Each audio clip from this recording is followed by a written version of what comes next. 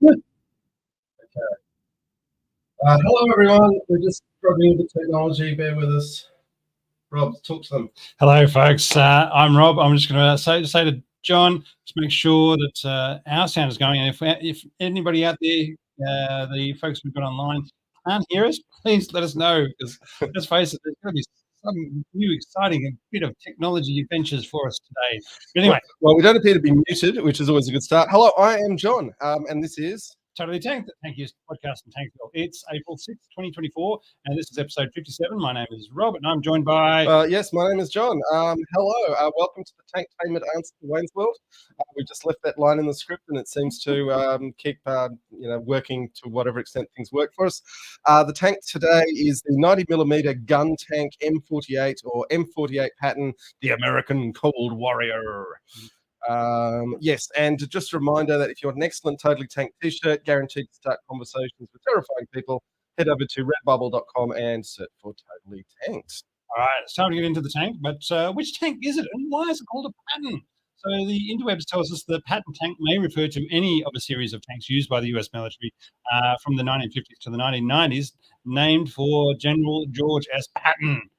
From the M46 Patton medium tank model, operational during the Korean War, the M47 Patton, the first US MBT, in service from 1952 through to 1959, and then straight on to the M48 Patton in service from the 1950s and still being used today around the world.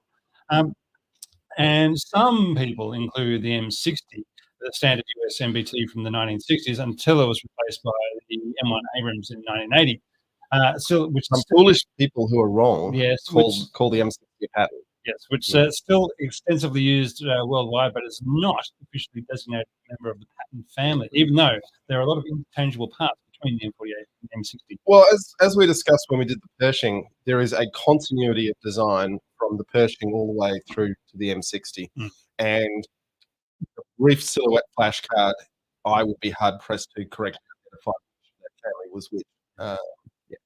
For today, we're just looking at the M48 and its variants, none of those other imposters. We think the M48 on its own is going to give us more than enough to talk about for some time. And the halftime show is going to be half an hour of me talking about George Patton and why he might be the worst human being who ever lived. So we will get to that later. Yeah.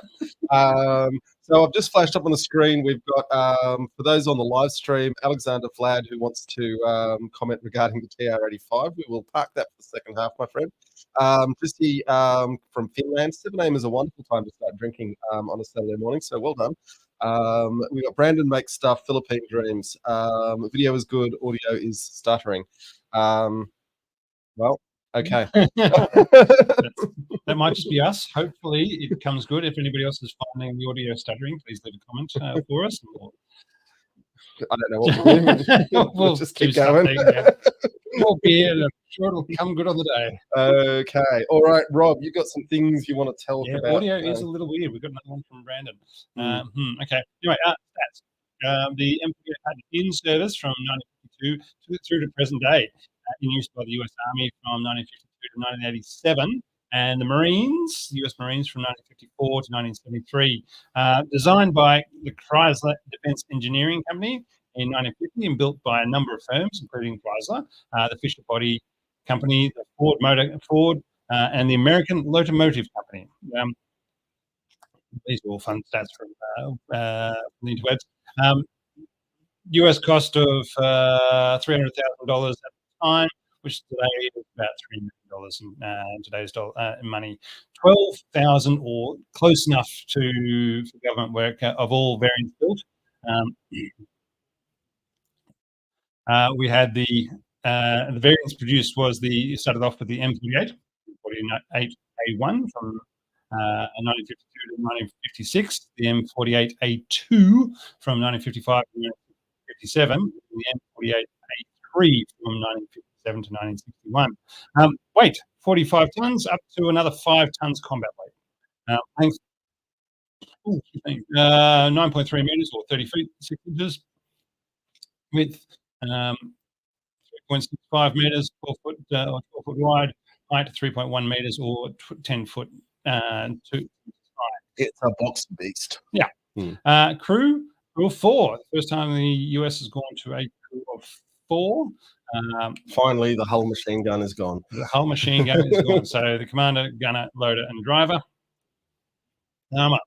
It has nicely sloped front armor with 110 mils of armor at 6 cast iron steel at 60 degrees. What was interesting with the cast hull, there's one big cast piece for the hull, which was good in some ways, but allowed them to have a thicker part of armor in the middle where you're more likely to get hit for things, and then thinner parts on the edges of the cast in order to save weight. But meant it was very much a case of keep the front towards the enemy, otherwise you'll be showing if you're angled. You don't want to be angled in the front of your the tank at the wrong angles in order to present the weaker points of your armor to the enemy. So, I mean, it's not a lot of armor. I mean, that would be, I mean, a Cromwell had similar levels of armor, 105 millimeters. Admittedly, Cromwell not angled at all, no. But so sort of getting into this concept of enough armor to keep out small arms, but waiting for the invention of laminates to composites to really get serious about. All right. We're getting lots of comments about the noise, John. So we might, folks, take just a moment now to see if something can be done. All right. So, all right, just bear with me 1 second.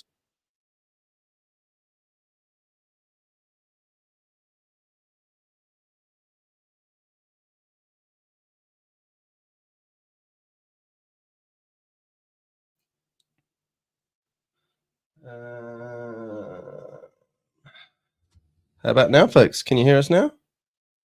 Please send in those comments. It's okay now. There you go. Okay. Thank you, Philippine Dreams. Anybody else got any issues with how this sound is going?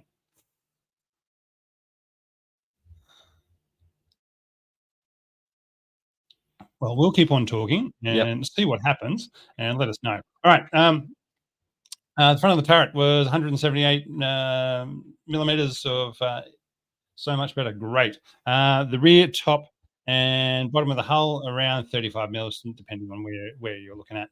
The main armament of the M48 was the 90 millimeter M41 gun, and they changed to the 105. That was for the M48 through to the M48A3, and then with the M48A5, they changed to the 105 millimeter M68 gun because they couldn't bring themselves to buy the L7 from the British. They just had to license it and do it themselves and not call it the L7 at all. Secondary armaments, they had a 30 cal coax in the turret, and then a 50 cal on a remote mount for the commander. Or then that was when that proved to be a little bit exposed. Even though it was remote, he had to climb out of the outside the tank to reload the 50 cal. So they decided they built him a brand new commander's cupola, which had the 50 cal placed inside of it, so he could reload and fire from the safety of the tank, which is pretty good. But it does give it a very distinctive look of turrets on turrets. Yeah, I mean, the Americans just love turrets on turrets. And when you get into the M60, the commander's cupola was the size of a small tank on its own. It's the big thing to remember with the M48 is the context of the Cold War. And right up until Yom Kippur in 1973, the American Army wasn't even sure if it wanted to exist anymore because nuclear weapons were just meant to take care of all the US's military needs. And the Patton was, the M48 was very much designed with a view to fighting as part of a nuclear war. So all the design limitations kind of baked into it, particularly its boxiness, and which gave it a great deal of volume on the interior, was because it was meant to fight in a post-nuclear exchange environment where it had to stay buttoned up for days at a time. And no one else in the world really took it as seriously as the Americans did. So they created a quite compromised design for conventional warfare, but it was pretty much the only one that was going to be effective in nuclear warfare. And the big thing that happened in 1973 was the Arab-Israeli War then showed that, in fact, there could be quite serious conventional war without the use of nuclear weapons. And the US Army said, oh, maybe that's something we might want to be involved in. And out of that came the M1 design finally. Yep. Yeah. So the engine started off with a Continental V12 air-cooled petrol engine. Gasoline. I mean, honestly, in 1950, I know they're still using petrol engines. I mean, it was enough of a fire hazard anyway with the hydraulics, but having petrol inside as well. Something worth noting is that because we have lived our entire lives in an era where hydraulic fluid is non-flammable, but that's a recent-ish invention, and it used to be that hydraulic fluid was incredibly flammable. And so that was quite a technical achievement by whoever figured that out. So just something to bear in mind that was a problem that isn't a problem anymore. All right, so it had 650 horsepower. So still, I mean, they were trying to get the most. They hadn't figured out a diesel engine that could get it up to the speed that they wanted. So that's where they were stuck with that.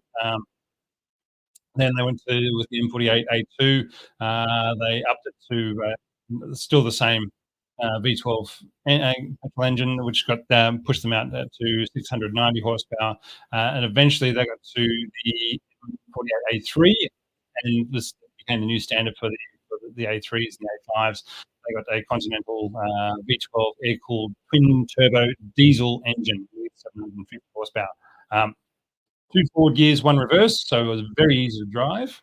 That's a weird old gearbox, isn't it? I see it's one gear for getting started and 1 gear for rolling along. There you go. Torsion bar suspension, fuel capacity. This is a fun one. All right. So the V12 petrol engine started out with 760 litres of petrol, which would get it 110 kilometres.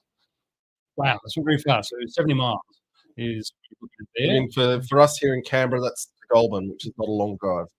No, it's an hour's, but it's basically 2 hours of operation at tank speeds. Yeah. Then when they fast tank speeds. Yeah, when they added 4 external fuel drums, they got it up to 1,600 litres of petrol and could take it out to 215 kilometres. Eventually, when they went to the turbo diesel, they could fit in 700 litres of petrol, and that would get them out to 500 kilometres. So that's a huge difference once you go to the diesel engine, and just gets you going so much further. Maximum speed of about 48 km an hour, about 45 for the diesel, so I lost a bit of top speed, but it was still good enough for what they wanted. And don't worry, boys and girls, it does have a tank telephone, but it does not make an appearance in Girls and Puns. The telephone doesn't make an appearance? No, the tank doesn't. No M48 and Girls and Puns? No. It's too new, isn't it? Yes, it is too new. Even it's too new. So, but it does have a tank telephone on the right rear. All right.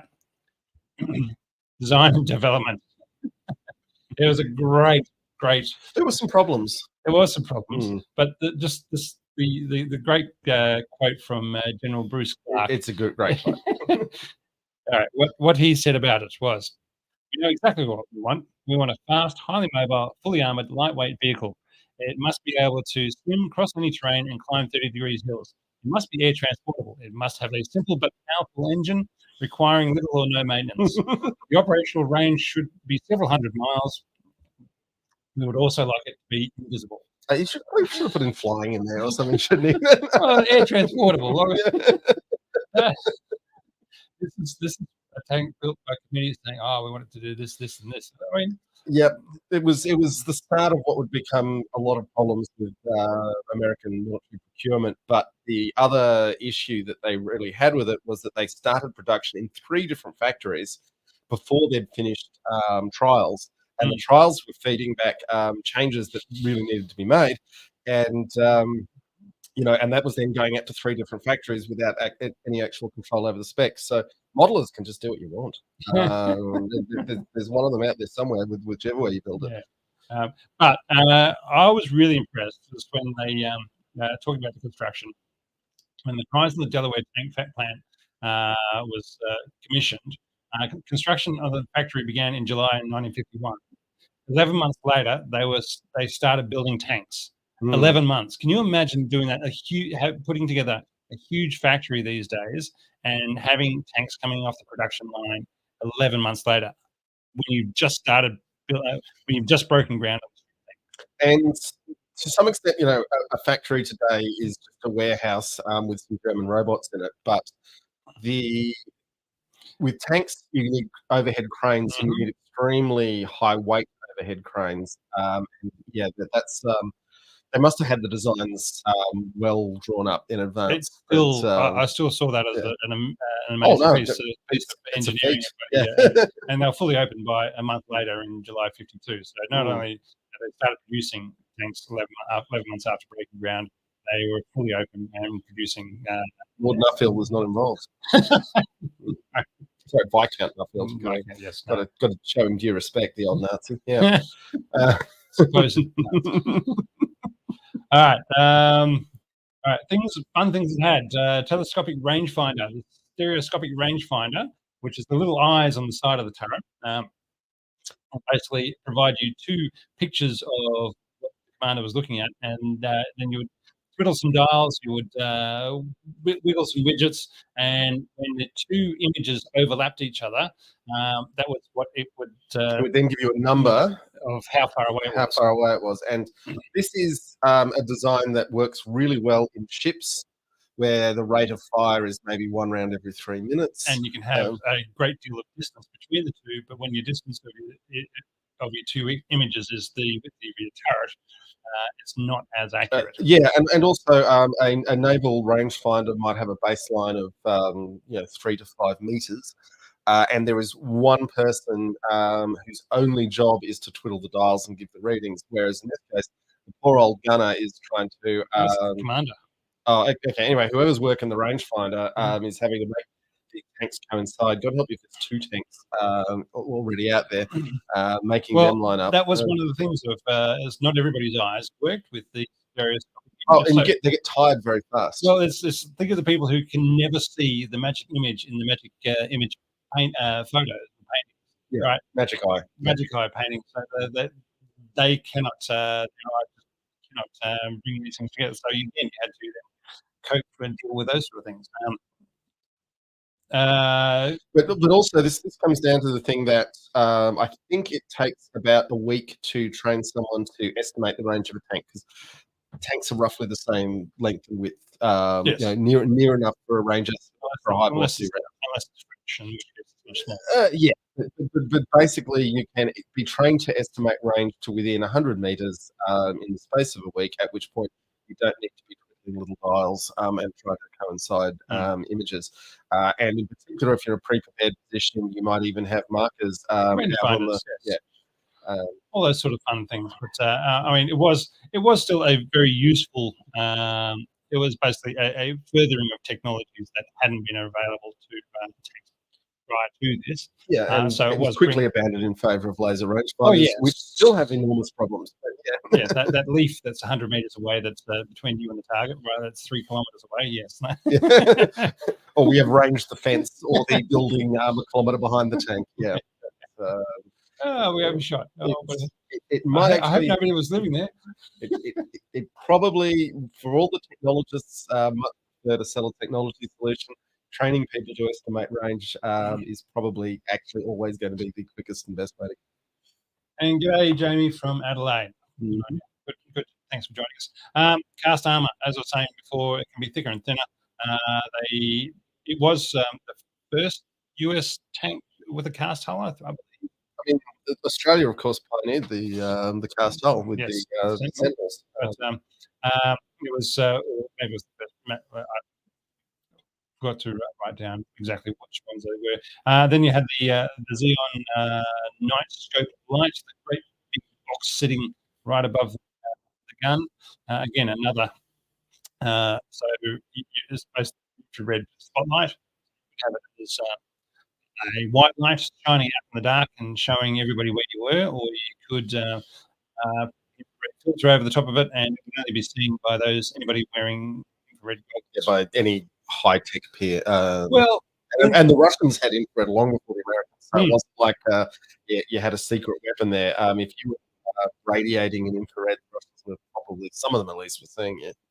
Point being is only Russian tanks were doing that very any sort of infantry did not have access to those sort of things. So that was if you were running around mopping up infantry, then you're pretty good. But Yeah, but I mean, fundamentally, the world of tanks has moved to a point where they say, you know what, a passive thermal imager is a much oh better. yeah, we're talking about 1950s technology Sure, here. yeah, no, I get you. Yeah.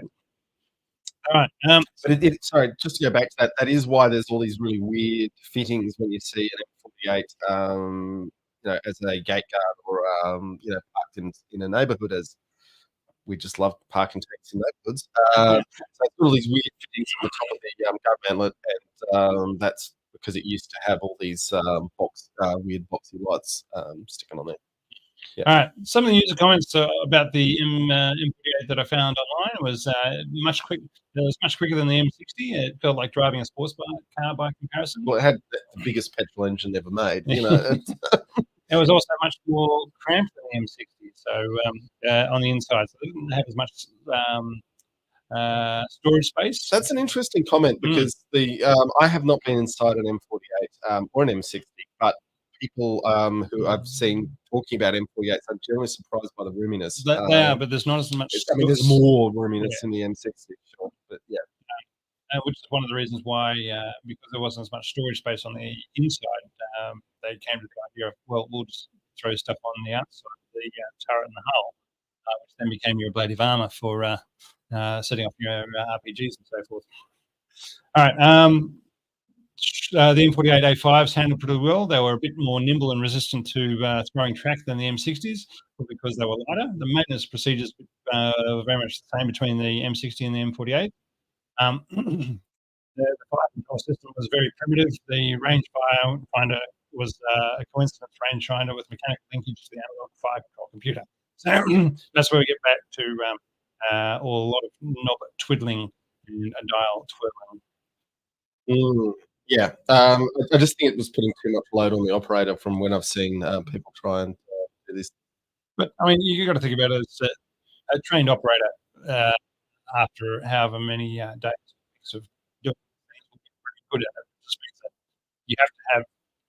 you have to have people who are trained to do it. You can't throw in a soldier in the street who has never used one of these things before and say, okay, use the rangefinder to figure out how far that target is and put a round into it. No, that person's got to be trained. So that's where you get the idea of you're no longer using soldiers who don't have a background and can't do everything. They have to go through a training process, and that's where you get your professional military. Even though there was a lot of conscripts in the US that they would put the time into the training of their tankers, and a lot of other countries who put as well. Fair enough. All right. Now we're getting into conflicts, of which there are so many. Well, we'll start off with the Cold War. Yes, it was 1947 when they declared the Cold War had started through 1991. What a surprise. The actions of note from the Cold War. Okay. The 1958 Lebanon crisis. Now, this was fun for I didn't actually know the Marines landed in Lebanon in 58. I only remember the 1980s. No, that's what I'm saying. This is 58. This is basically the first deployment of the M48s. In July 1958, the US Marines deployed to Beirut and brought their M58s with them. Now, M48, sorry.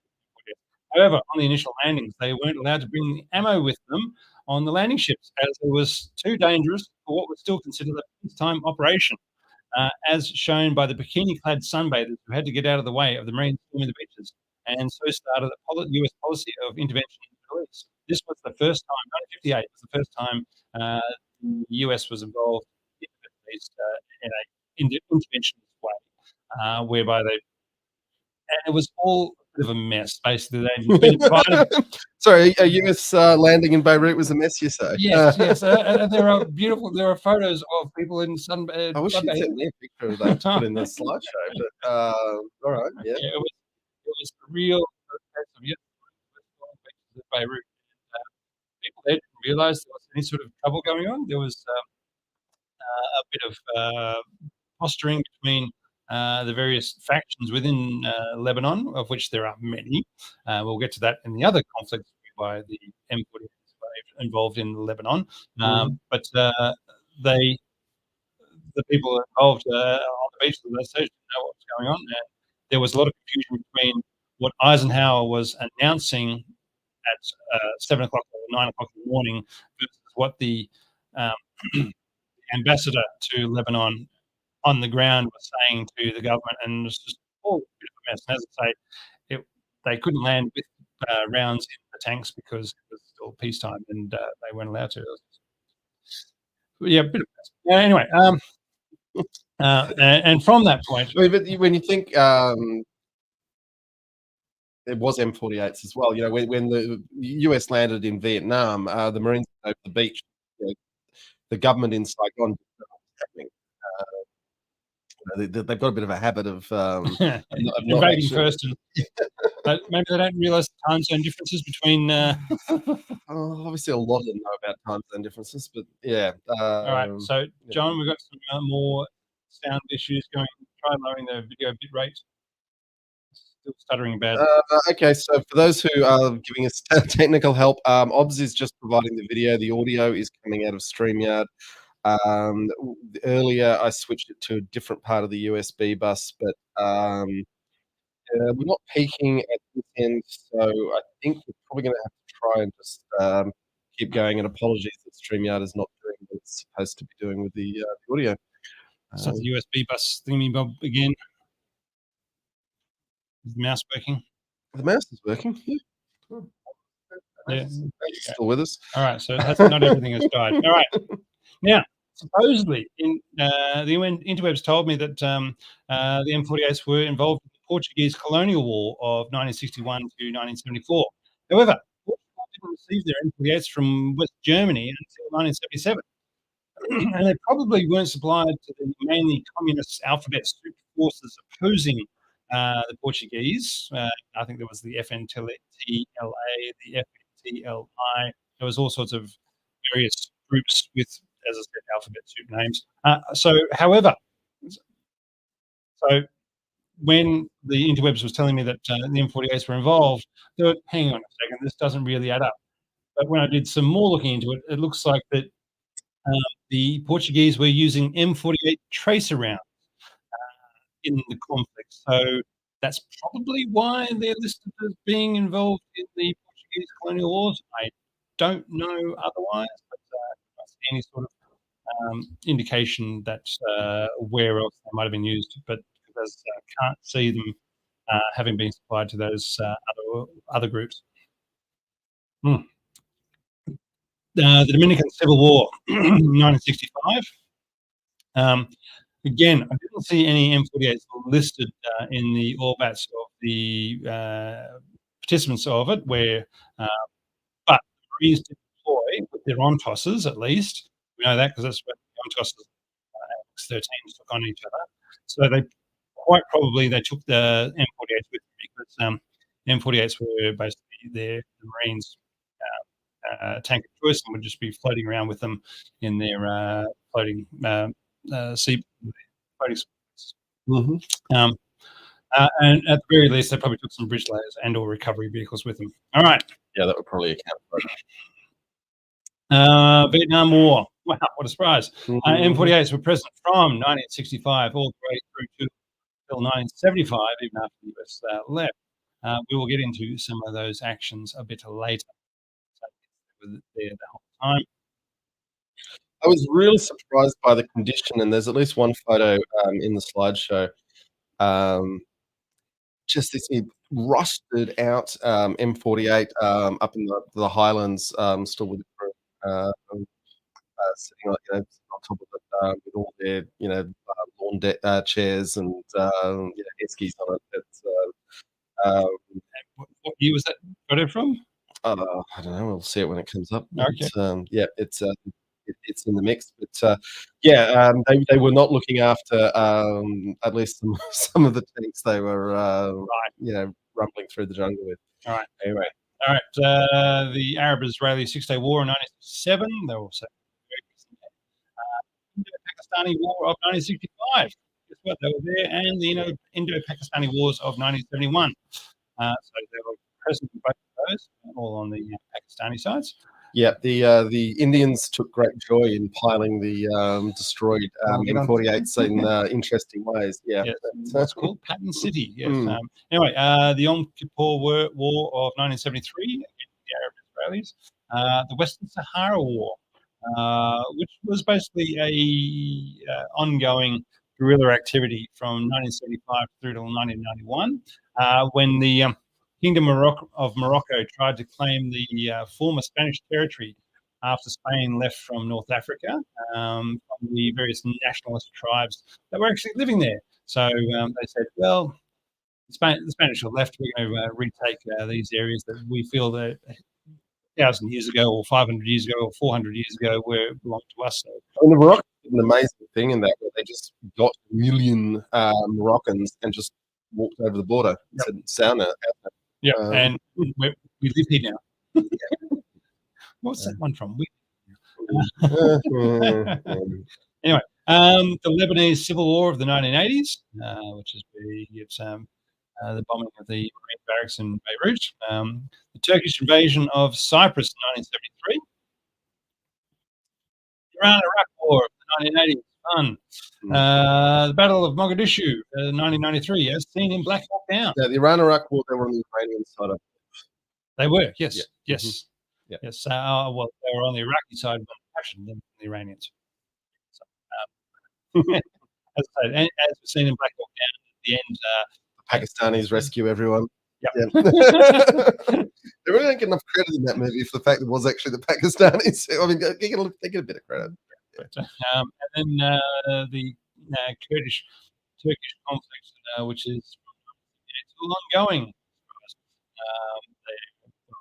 still using them as tanks, and so they're still. The Turkish tank fleet is an astonishing thing. We should just do an episode of the Turkish tank fleet one day. I think we should, because there are so many different. I mean, Leopards, Leopard 2s, K2s, Oppods. No. M48s, M60s, and they use them. They see a lot of combat.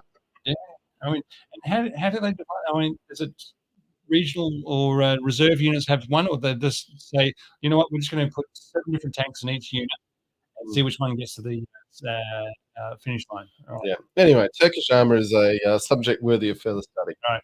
And then the 2007 Lebanon conflict. So they've been involved in all those, and we'll talk about the operators and why and so forth. All right. Actions of note. Right. Oh, this is a fun one. Checkpoint Charlie, October 1961.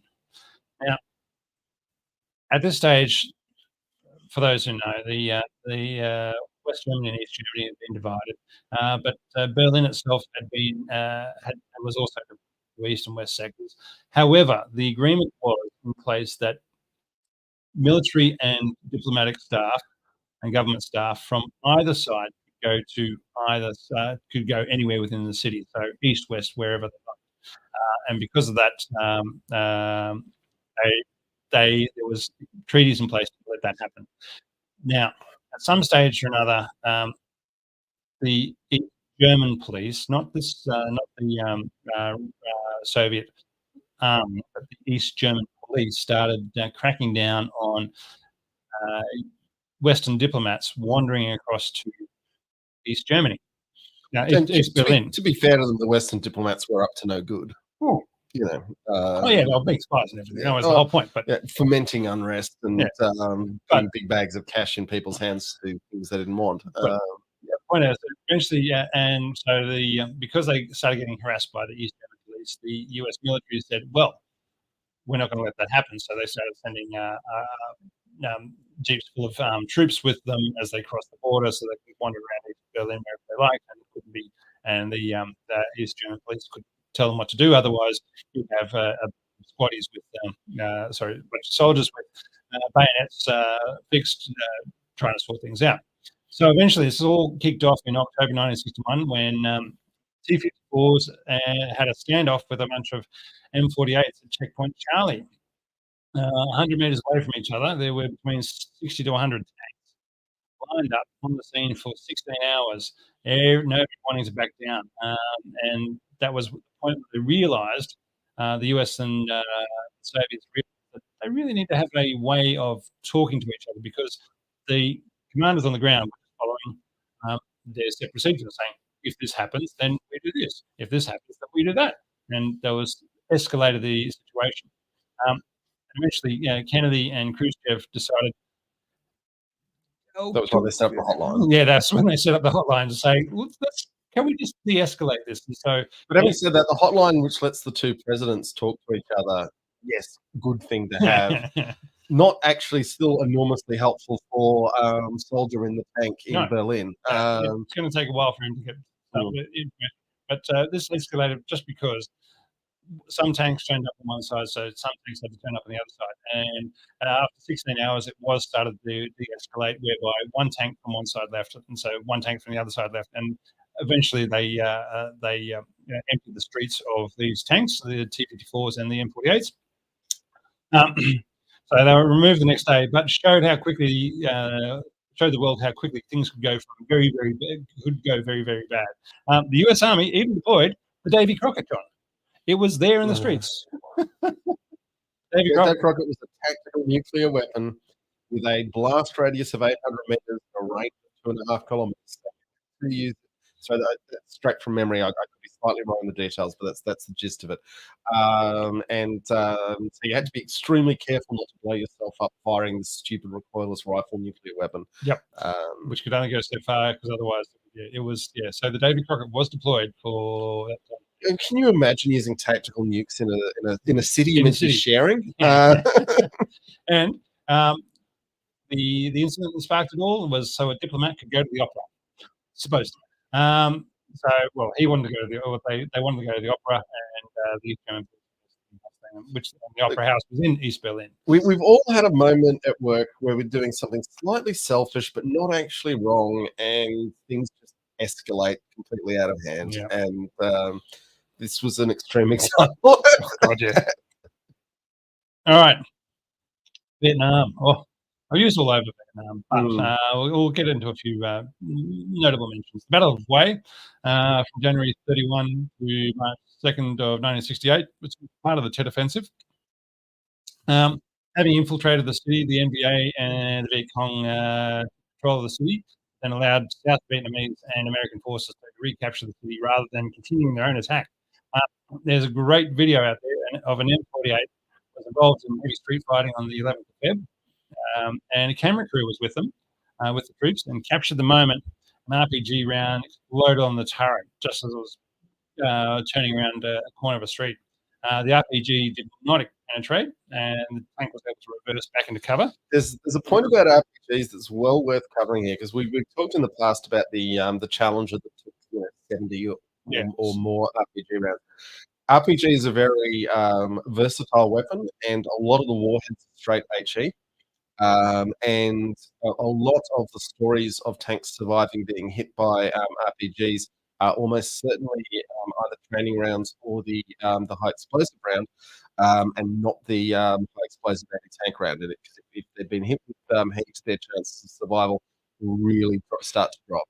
Yeah, I think it was mainly that it hit in the thickest part of the turret armor, which is why the tank survived, because it was otherwise I think it probably would have hit on the thickest part of the turret. Yeah, but if you're a Viet Cong insurgent, you're using the round you've got, not the ideal round. Oh, yeah, and it was the way it was captured. It's saying right there. Oh, it would have been spectacular, and also if it's an HE round, it makes for a better photo because shaped charges, unless we're using super slow-mo, don't actually look that exciting. Shout out to the super slow-mo guys. Yeah, they're just the slow-mo guys. Gap and Free is my hero.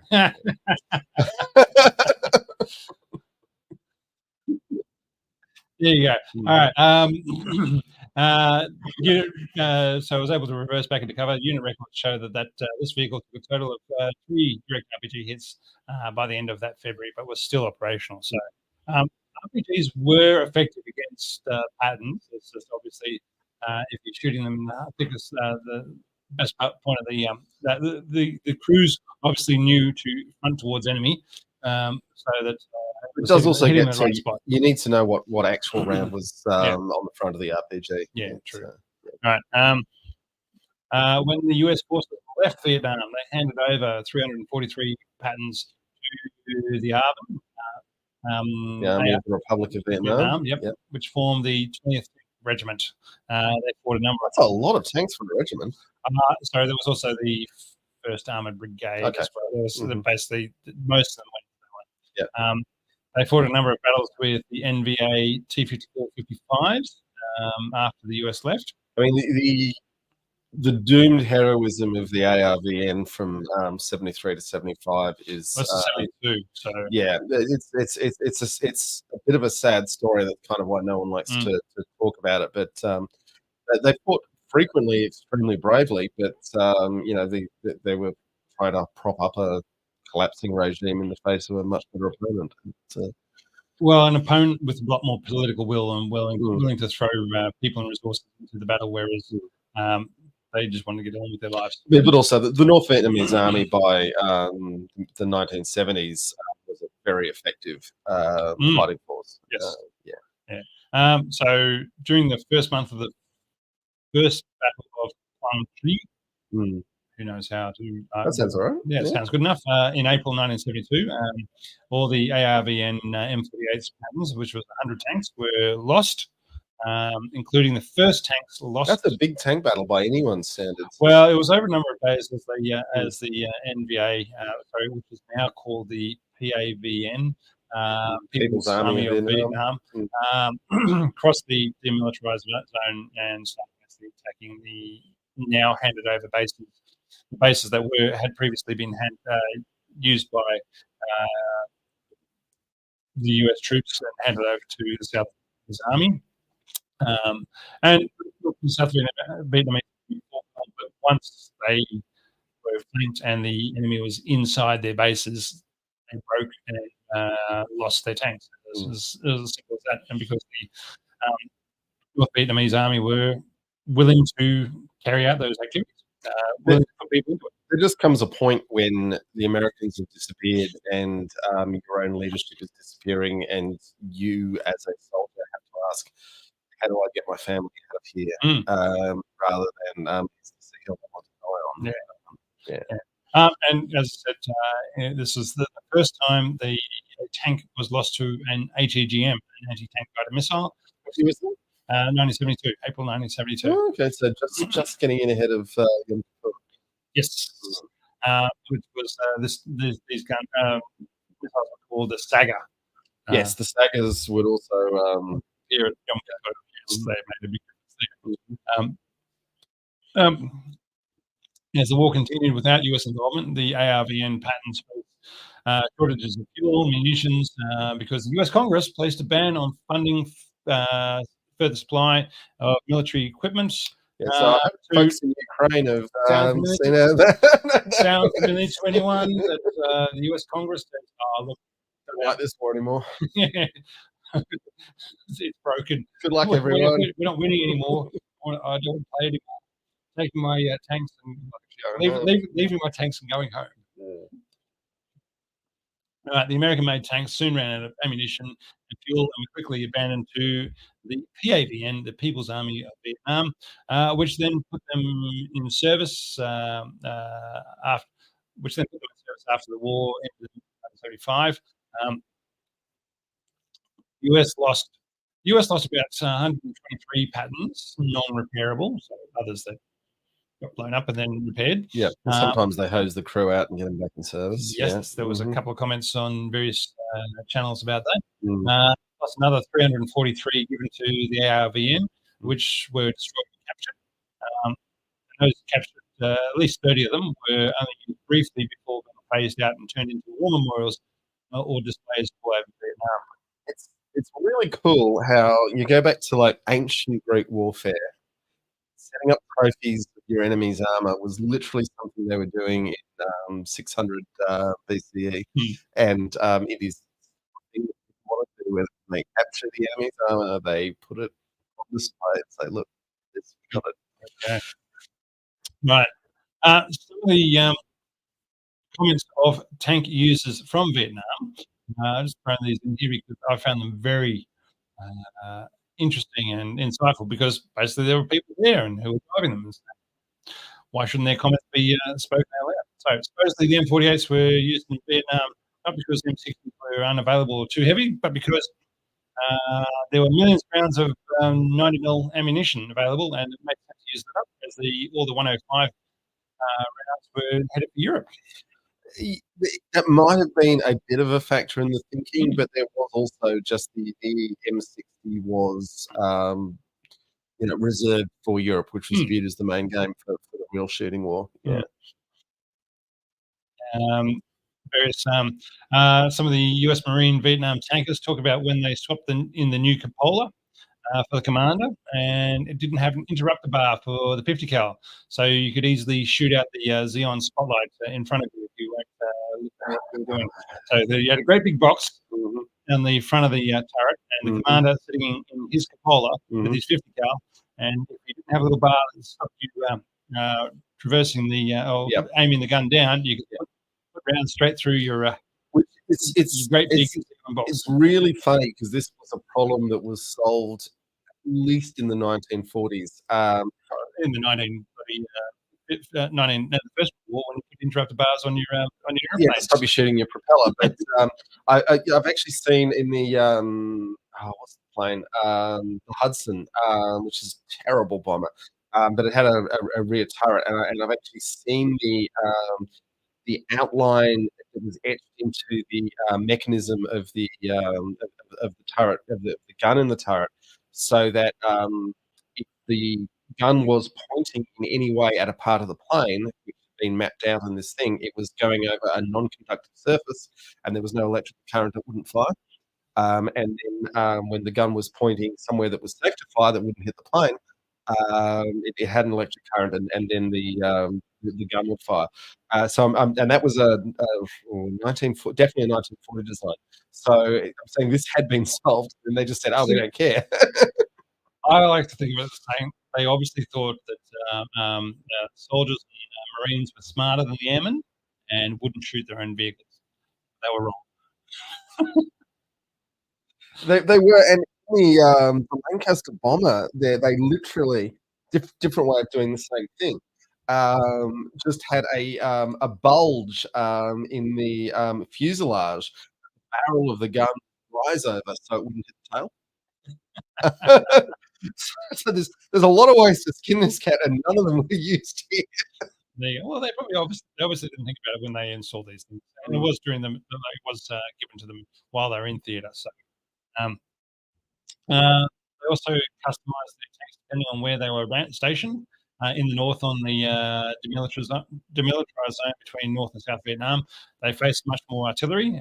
In the south, it was much more to do with mortars from the local insurgents. So in the south, they swapped out the 30 cal coax with a 50 cal from the cupola somehow. So they got a 50 cal into the coax. I've always wondered why the Americans kept going with mixing 30 cal and 50 cal in their tanks.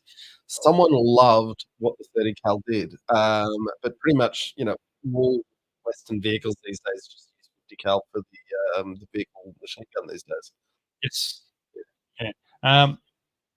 and somehow they got the 50 cal inside the turret and linked up, or they would put extra 30 cals, where even M60s, which machine guns, medium machine guns, on the outside of the tank, so they can use for extra power. So basically, they would load them up with more machine guns so that they could be running around, basically fire.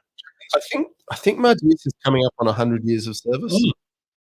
It has. Yeah. I read about that. It was one of the things that came up when I was doing this research. Yeah. So John Browning, I mean, the fact that he was making years ago that it's not replaceable anything better is really. There you go. When they US tankers didn't know what an RPG was until they arrived in 66. It's weird considering Panzerfaust existed in World War II. Yeah, I think it was more maybe what they were getting into. They probably didn't know the exact situation they were getting into. Yeah. And there was lots of mention that at the start of the involvement of the US involvement, there was a lot of coordination between the infantry and the tankers because they had been doing a lot more training in America to work together. But due to the continuing rotation of forces, the army and the infantry lost coordination between the two of them, which then made the tanks much more vulnerable to RPGs over time. So that's a real issue of basically if you're keeping people, you're reducing your training and coordination in preparation for sending people over there. And, that's a bit of an issue for you. It sort of just comes back to, I mean, Vietnam was the biggest self-inflicted wound. It's hard to think of any empire and greater self-inflicted wound. Well, that was sort of the end of the empire.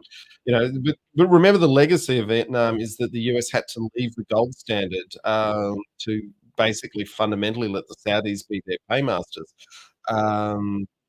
Which is still causing enormous pain to the average American citizen, leaving aside the damage to the millions of Vietnamese who were killed and the damage to that country. The damage to America from its involvement in Vietnam was enormous and long-lasting and completely unnecessary, and it makes me mad. But let's keep going about the M48.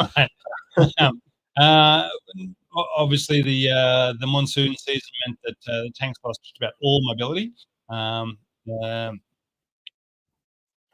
because of the wetness of the roads and rice paddies and everywhere else, and the sugarcane factory, and basically anywhere that was not hard-packed roads, you couldn't go through even with the tank, which is where helicopters came in. All right.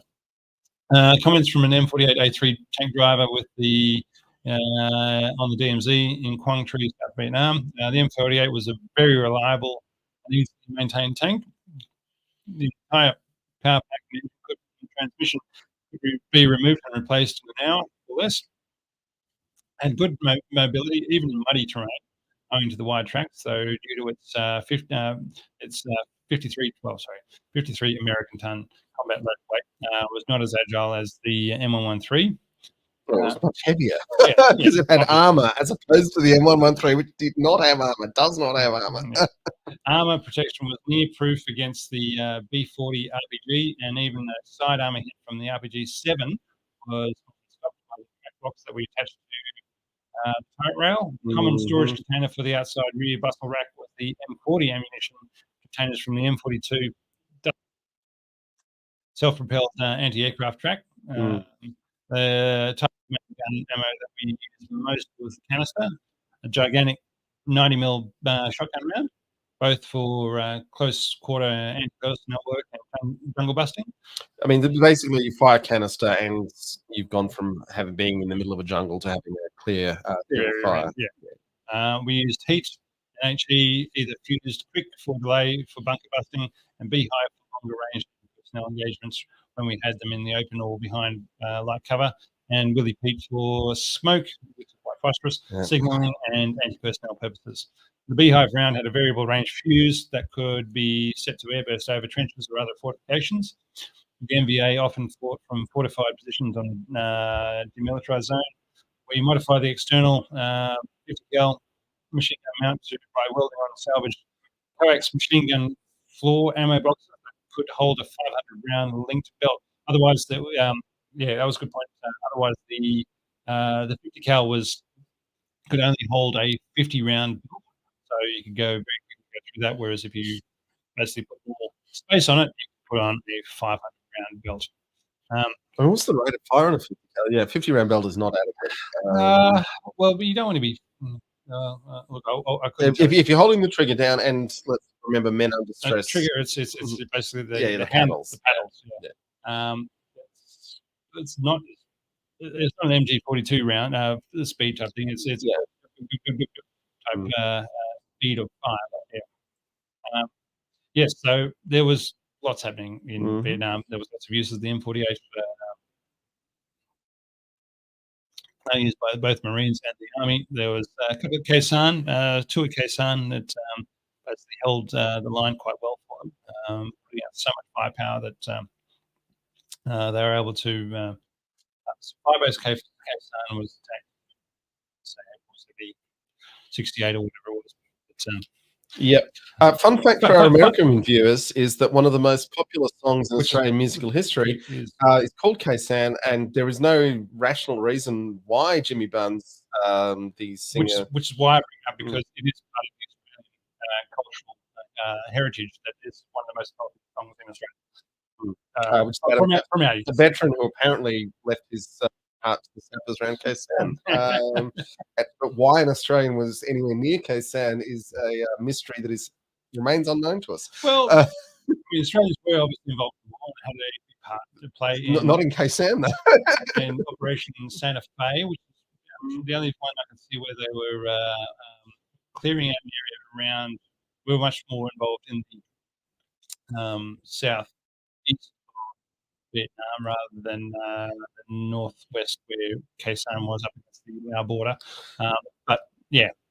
Anyway, for anyone who's interested, the band is called Chisel. The song is called Khe-San, and it's quite a good old school rock and roll song, rock anthem from the 80s, which involves a lot of describing sleeping with prostitutes. Yeah, it's cultural, Australian cultural. All right. From Vietnam and all the M48s that were involved there, to the Indo-Pakistan War of 1965. So, US-built M47s and M48s formed the bulk of the Pakistani 1st Armoured Division by the eve of the 1965 Indo-Pakistani War, and took part in the biggest tank battle since Kursk. And also the reason why British people feel so smugly superior, because it turned out their tanks were better than the American. It wasn't the only good tank the British built, but it was, this one moment of the British building a really good tank, and by which, of course, we're talking about Centurion. And I shared it on our social. There was this video this week of an American evangelical church doing a tank crushing a bunch of cars in the middle of their Sunday worship, because that's what it's all about. What sort of tank was it? It was a Centurion. But it had all these American flags. America! That's a British tank. Okay, that's right. When you're crushing cars, you take the tank you've got. Anyway, so the biggest tank battle since Kursk. However, they won some and they lost others. All right, we'll start with the ones they lost. Mm-hmm. The Battle of Asal Uttar from the 8th to the 10th of September 1965 in India, when the Indian Army lured the Pattons into a flooded sugarcane field and then let rip from 3 sides of them. We've talked about this with the and then destroyed or captured over 100 tanks of the Pakistani army.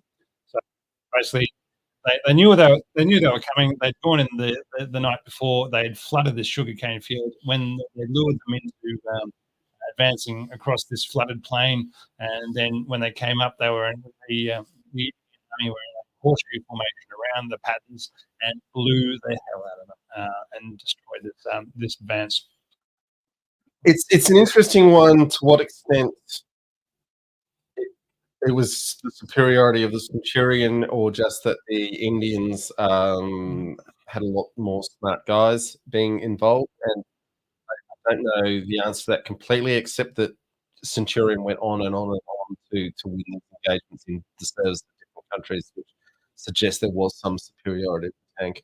How many Centurions are in service still? Israel's got a couple. I'd be surprised. They got diesel engines in them, and they're APCs, yeah. Whereas M48 Pattons are in use all around the world. Well, they were a younger design, but when they fought each other. But the issue for mine is that Centurion was not designed with a care in the world about NBC. It was highly optimized as a fighting vehicle. And my suspicion is that where the M48 came off second best against it was because it had been designed for a whole bunch of criteria that were not necessary in those conflicts. The other thing that I find really interesting is we have these Indo-Pak wars in the 60s. Apparently, US military thinkers just weren't looking at them at all because it took Yom Kippur for them to wake up and say, "Oh, hang on, there's conventional warfare going on." Which sounds like raging racism, because if brown people are doing it, it's not worth spending any attention on. But if there's some white-ish people, then I'll throw my 2 cents in there. If there was any sort of Russian involvement or Soviet involvement, they probably would have taken a look at it. But because it was Western tanks versus Western tanks, maybe, yeah, maybe. There you go. All right, so then we get to the Battle of Chawinda, which was the 18th to 19th of September 1965 in Pakistan. Right, so that's where you had 220 Pattons and 15 Shermans versus 135 Centurions and 90 Shermans of the Indian Army. So obviously, the Shermans are the deciding criteria here. More Shermans, the better. When the Pakistani army managed to halt the Indian advance in Pakistan, both sides pushing more reinforcements into the area. The Indian army had the numbers but could not break out. The Pakistani army was able to hold until the Indian army withdrew. Basically, there was a lot of battles here, and they lost. Everybody got ground down. The Pakistani army then vetoed a proposed counterattack to on the withdrawing Indian army due to heavy tank losses. Plus, they knew that a ceasefire was coming the next day or so. So why waste lives for nothing? Which is a more sensible approach than a certain General Pershing used on the very last day of World War I, when he killed more American soldiers than the whole of D-Day. Yeah. Numbers vary from the Battle of Chawinda, but some numbers are the Pakistani lost between 60, 155 or 44 tanks to the Indian army losing 170 or 120 tanks. So which set of numbers you choose really does colour how you view that engagement. So basically, you can see the neutral numbers are the ones in the middle. The opposite teams are numbers on the ends. It's an interesting activity because Pakistan changed generals in the middle of their advance, right? So they've invaded India across a disputed border, and 4 days into it, they've stopped, changed generals, taken a day, and then started going again. There are some generals, like say, I don't know, Modal, who can just be parachuted in and fix things. That's what they do. There aren't that many modals in this world. I'd probably put Hannibal in the same category, but there aren't a lot. Generally, you need months in theatre with your troops, making sure you've got the training and equipment to do what you want to do. It was a bit of a mess on both sides. So having done that, that gave the Indian army time to move in reinforcements to get in position to stop the Pakistani advance across the disputed border. The Pakistani army leadership also didn't believe that the Indian army was preparing to cross the internationally recognised border as opposed to the disputed border. So there was one border that was disputed that anybody could go back and forth and nobody would care. But there was an internationally recognised border whereby if you cross that, that's war, boys and girls. That's a proper war. And Pakistan, they'll never do it. They don't have the ball. So for those in the video feed, we got the Checkpoint Charlie confrontation on the screen right now. Yeah. So when India did cross into Pakistan across the international border, Pakistan was caught flat-footed and they had to redirect their advance to secure their flank. So basically, he's gone they've gone this way, we've gone that way, and basically they've had to turn around and come back type thing. The Indian Army and the Indian Air Force failed to coordinate their advance across the border, and so they lost any benefits the Indian Air Force could have provided by catching the Pakistani Air Force on the ground. The Pakistani Air Force, who were then proved very valuable as close air support to halt the Indian Army advance as it was going. It was all pretty much a mess that was ego and ideologically driven rather than a military or strategic exercise. You do get a real issue, though, that if you start coordinating with the Air Force, the chance of the enemy finding out about it and this isn't a diss on air forces. Yeah, in the enemy particular. knew. Uh, Nobody listened. yeah, but The enemy knew this was going to happen. it's a bit like the Russian invasion of Ukraine. You know, they'd kept such good operational security around it that the Russian troops didn't know they were about to invade Ukraine and hadn't had time to buy food. So it's really hard when you're trying to maintain security around your operation to then actually have everyone as well informed as they need to be. It's a tricky issue. So, as I was saying about the ideologically and ego-driven military attacks, rather than anything thought out very worthwhile. A lot of the times, a lot of the rhetoric around the point was each Pakistani soldier was worth 10 Indian soldiers, or Hindu morale could not stand more than a couple of hard blows at the right time and place, and they'll crumble. However, the Indian Army captured or destroyed so many Patton tanks that they brought them all together as a memorial to the war at a place they call Patton City. That's very mean of the Indians. They're just mean. From there, they were then dispersed around the country as trophies and memorials of victories. And September 20th is seen as a day of celebration in India for victory of the war. Basically, they kept the Pakistanis out from achieving their goals. Now, John, do we want to take a break there, or do we want to keep going?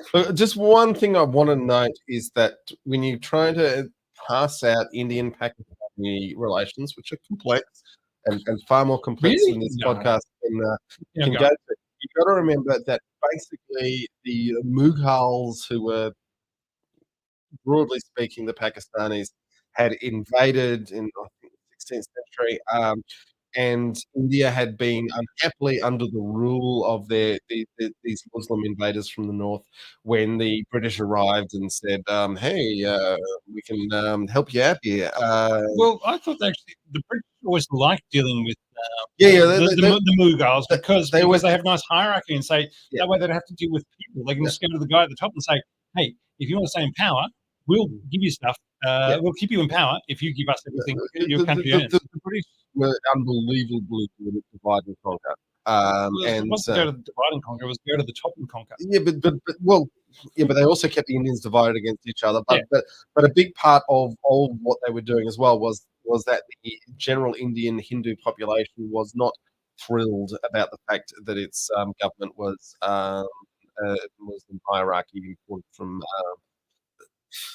Broadly speaking, essentially what we now think of as Pakistan. So there's a lot going on there, and it's got nothing to do with tanks. So let's move on. But I think it is noting for our audience that there's a lot of complexity there if you want to dive into it. So now, what Rob's trying to tell me is that he needs to wee. No, all right. Okay, we're out of beer though, John. Whether or not this beer will last to the next end of the next section. Let's keep going, and we'll finish the beers, and then we'll. These are important discussions. How we plan our days. Right, the 6-Day War in 1967, Israeli upgraded. Sorry, Tasman wanted us to talk about the 6-Day War. So Tasman, this one's for you. All right, in 1967, Israeli upgraded M48s with the 105mm L7 gun, not the M68, the L7. Right, engaged in the Sinai sector. Oh, that's a really interesting distinction. Yeah, okay, because the American M48s got a licensed build of the L7, but it was the American, M60 you were saying? So what do they call that gun? The American M68. build? M68. Yes. Okay, but the Israelis in 67 were using the 105s with the actual L7. Mm-hmm. Okay. All right. So, now I get what that distinction's all about. Okay. Right. Engaged in the Sinai sector, mauled down dozens of Egyptian T-34s and Su-100s at the Second Battle of Abu Aghalia, but lost 50 of their own Pattons out of 117. Probably a lot of those were from burning out through hydraulic fluid catching fire. It's grim. Yeah. On the West Bank front, Jordanian M48s were defeated by M51 Super Shermans, firing heat rounds from their French 105mm guns, not L7s, okay, along with Centurions L7s. So lots of combinations of different barrels, but all firing the same ammunition, probably. Yeah, okay. And, it comes all down to just what a game-changing. I mean, the L7 was the dominant, tank gun for, I think, nearly 40 years. But, yeah, astonishing. Right. Uh, all right. Combined with a very efficient air support from the Israeli Air Force, the IDF managed to capture 100 Jordanian M48s, their own patterns, Mm. which were later then upgraded and pressed into service. So a lot of their Jordanian M48s and put them to engineering vehicles. Be a bit grim when you're assigned to a tank. Well, where'd this one come from? Oh, yeah, we blew it up from there. There you go. But I like to think about this one. So on the Egyptian front, they had the Israelis had their Egyptian front. The Jordanians had their M48 on the West Bank front, so that you wouldn't get M48 on M48 action, because that would be a bit confusing for everybody. So why was there? I mean, was that a strategic thinking, or was it just a case of that unit has M48s and they're in the south, and that unit has Shermans, Super Shermans, and Centurions, and they're on the West Bank? I don't know, but that's the way it turned out. I also like the way that the M48 with the 105 gun sort of became a pseudo tank destroyer, because it was very much used and sent out to destroy enemy arms. Yes. Yeah. I think that's where we're getting I mean, it had one of the world's best anti-tank guns, so why not? Mm. It makes And sense. at that point, we're going to come back. We're going to go to. Okay, this is enjoy 25 minutes of me talking about George Patton, and then we will come back and finish up the M48 and Yom Kippur. Yep, and then we've got a couple of other things to talk about that are tank related. So yeah, okay, folks. Let's see if I can make this bit happen without breaking everything. And then we'll come back and hopefully with better sound.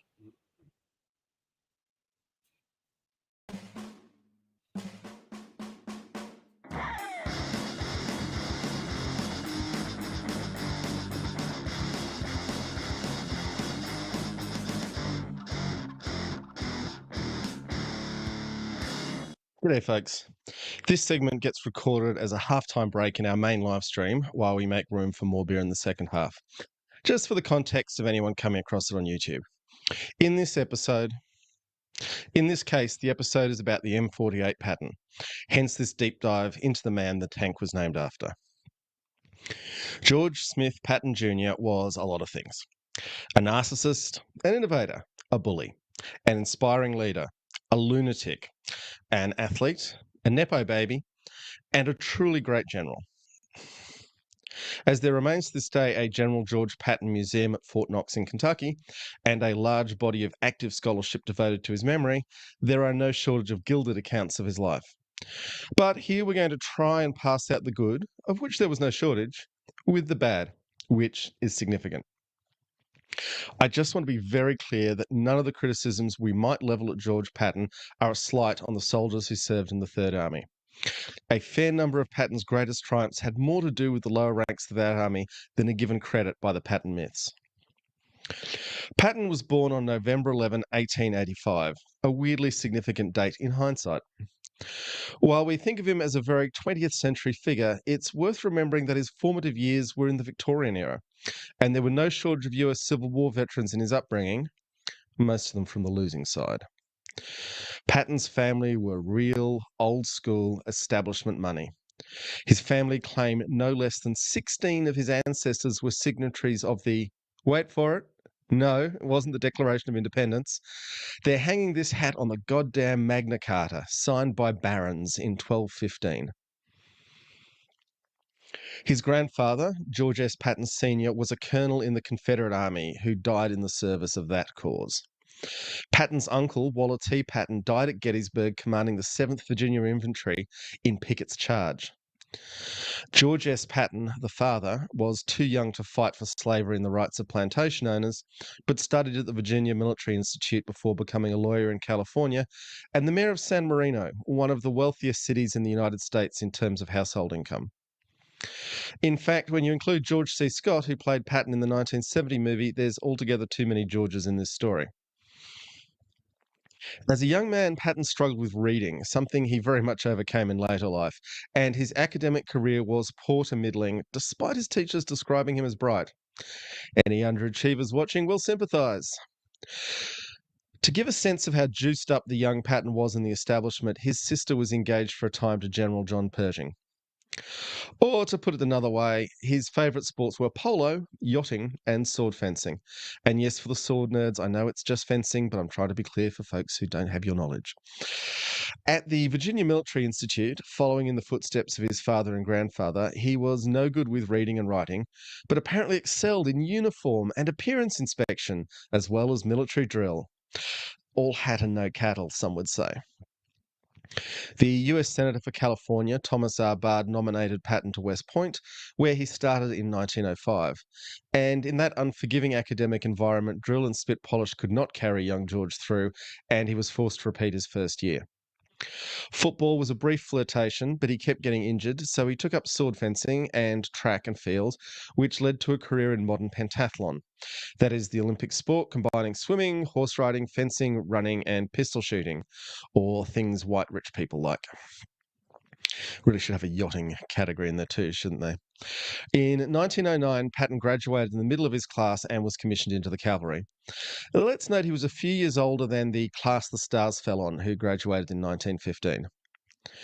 So began a long period of George doing whatever the hell he wanted. If he was assigned a posting he didn't like, then he'd make a pest of himself at the highest levels until something better was made available for him. And one infers some other poor bastard with parents who weren't as well connected had to go and do the job George didn't want at short notice. In 1910, aged 24, Patton married Beatrice Banning Eyre of the Baltimore industrialist Eyre family. The Eyres were big in coal, textiles, and medicines. Beatrice was herself a formidable woman and would die in 1953 after falling off a horse in a fox hunt. In 1912, George was selected to represent the USA in his beloved pentathlon at the Stockholm Olympics. For a sense of how things worked back then, the 42 pentathlon competitors that year were all officers from their respective countries. The first 4 places in the competition were all won by Swedes on their home turf, with Patton placing 5th as the highest ranking non-Swede. Controversially, while all the other entrants used .22 caliber sporting pistols for that section, George came in waving a .38 caliber US Army issue pistol, tearing huge holes in the target, and it's possible to likely he lost crucial points with follow-up shots not being detectable due to the enormous bullet holes he was making in the target. These days, a moving backdrop is used to prevent this problem. Credit where it is due, Patton showed good sportsmanship throughout this, despite the likelihood he would have won an Olympic medal. On the other hand, if he'd trained with and brought the appropriate firearm, he could have avoided the problem. As a young and very wealthy gentleman at the time, Patton didn't come straight home after the Olympics, but went to Somme in France to study fencing with a French Army Master of Arms. Returning home with these lessons, he took a gig at the office of the Army Chief of Staff and rewrote the US Cavalry Sabre combat doctrine, designing the Model 1913 Cavalry Sabre. By all accounts, this is an extremely good thrusting sword. As a broad rule in sword fighting, novices thrash like monkeys swinging an antelope thigh bone in Olduvai Gorge. It's instinctive, whereas killers have the learned behaviour of thrusting with the point, which is more usually fatal. At the Mounted Service School in Fort Riley, Kansas, Patton invented for himself the title of Master of the Sword for the school's top instructor in swordsmanship. No guesses who that was. In 1915, he was supposed to go to the Philippines, but fancied action in Mexico more. So after 11 days of calling in family favors in Washington, he was assigned to the 8th Cavalry at Fort Bliss in Texas. This period is instructive because the young Patton was an unusual combination of privilege and opportunity, but also the talent to seize and make the most of those astonishing chances he was given. As Sun Tzu wrote in The Art of War, opportunities multiply as they are seized. Perhaps a fitting epitaph to George Patton's whole life and career. In 1915, still a lieutenant in Sierra Blanca, George decided he didn't need to wear his M1911 Colt 45 in a holster, preferring to stick it in his belt. There's a reason holsters exist, and Patton's gun went off in a bar. This led to his famous love of revolvers, particularly ivory-handled ones, which needed a bit more cocking before careless wear gets someone killed. But let's dwell a second on the idiot young officer who took an insecurely carried firearm into a goddamn bar where it underwent an accidental discharge. Patton again used his influence to get himself assigned as Pershing's personal aide for the Pancho Villa expedition. Pershing was apparently very impressed by the young lieutenant, and that had nothing to do with the upcoming engagement to the young Anne Patton, George's sister. On May 14, 1916, Patton led the first motorized attack in the US Army's history, killing 3 of Pancho Villa's men. Patton would take the nickname Bandito for his bandit-killing exploit, and I have no idea if he chose that for himself. The expedition also marked a lifelong interest in intelligence gathering, where Patton appeared to be much better than his colleagues at figuring out where the enemy was. Put a pin in that, we'll get back to it.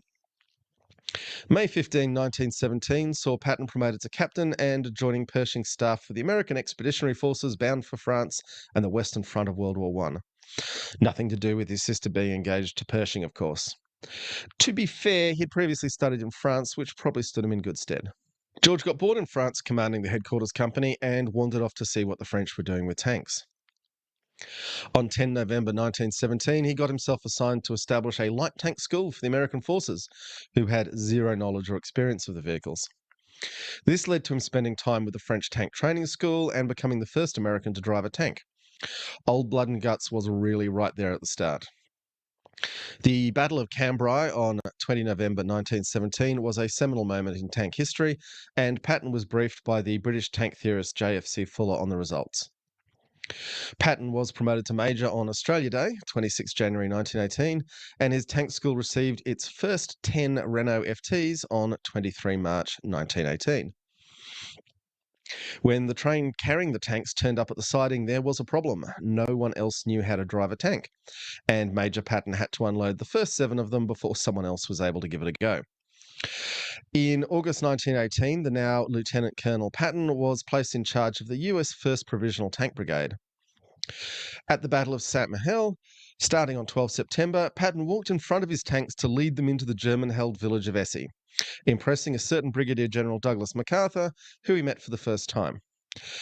In the attack into Pan, Patton rode on the top of his tanks, directing the force. On 26 September, as part of the Meuse-Argonne offensive, he was wounded leading an attack on machine guns at Chepi. His orderly, Private First Class Joe Angelo, saved his life. In this engagement, Patton himself would later claim to have murdered a US soldier who refused to dig a trench, hitting the soldier over the head with a shovel. The war would end on Patton's 33rd birthday, and he would be awarded a big stack of medals and promotions. In the interwar years, Patton was asked to write the manual on tank operations. With little interest in his job as a peacetime staff officer, Patton kept himself busy writing technical papers. He was certain that the future of tanks was as an independent fighting force, not just supporting the infantry. In 1932, Patton led troops of the 3rd Cavalry into Washington, D.C. to aid MacArthur in suppressing the bonus army of desperate, impoverished veterans. Patton would write how much he didn't like doing it, but he sure as hell did do it. And it's not as if he didn't have the money to support himself if he had taken a stand. Leading the 3rd Cavalry down Pennsylvania Avenue with tear gas and bayonets, Patton realised one of the protesters was Joe Angelo, the orderly who'd saved his life at Chepi. Concerned it would be bad press for him, he shouted at Angelo to get out of there, which Angelo apparently agreed to. In 1935, based in Hawaii, Patton spent a lot of time bitching and moaning that there wasn't a good war for him to fight, and wrote up a plan to imprison the Japanese-descended American citizens in Hawaii in the event of a conflict. He took time from this important work to drink heavily and have an affair with his niece. To be fair, his niece by marriage, not blood. She was 30 years younger than him. His on-again, off-again affair with Jean Gordon is a tragic business we will come back to. Patton's boosters to this day try and argue that there was nothing physical in the affair, but given that Patton widely boasted about the physical nature of the affair, and his wife definitely thought it was real, the doubts seem to be little more than wishful thinking. There's one other thing to note about this relationship, and we will get back to it at the end. George having wrecked his yacht Arcturus, Beatrice Patton decided to cheer him up by commissioning the world's greatest marine architect, John Alden, to build him a 43-ton schooner. The yacht was called When and If, in the hope of a time George could sail it around the world. I mention this in part because it shows just the huge amounts of money these two had. Not many peacetime colonels have this sort of yacht money. Patton was heavily involved in the massive manoeuvres held by the US Army from 1939 to 1941 as the lessons from World War II in Europe were digested. In these exercises, Patton wanted to get a better understanding of how mechanised forces moved. To this end, he went and learned to fly, earning a pilot's licence, so he could fly himself over his forces and observe them. This is quite the mixture of ability, initiative, and having lots of money. On 4 April 1941, Patton was promoted to Major General commanding the 2nd Armoured Division. And yes, I'm skipping some steps. On 8 November 1942, Patton led the landing of US forces at Casablanca as part of Operation Torch. Following the poor showing of the US II Corps at Kasserine Pass, Patton took command with the new rank of Lieutenant General. Patton invigorated his command, demanding spotless uniforms and adherence to protocol. His orders for an attack on Gafsa included him writing, "I expect to see such casualties among officers, particularly staff officers, as will convince me that a serious effort has been made to capture this objective." In itself, this is a bit of a weird KPI. But for getting a demoralised force going forward again, it probably had the desired effect. If the staff officers are up the front, they're not really doing their main jobs, but there's a better chance of the frontline soldiers getting enough food and ammunition. This also marked the start of Patton's constant fighting and sniping with British commanders, joining the now decades-long argument as to whether the Royal Air Force should be doing close air support of engaged troops or focus on enemy fuel supplies and other logistics. From North Africa, Patton moved on to the invasion of Sicily and began the conflict with British General Bernard Montgomery that would define the rest of his life.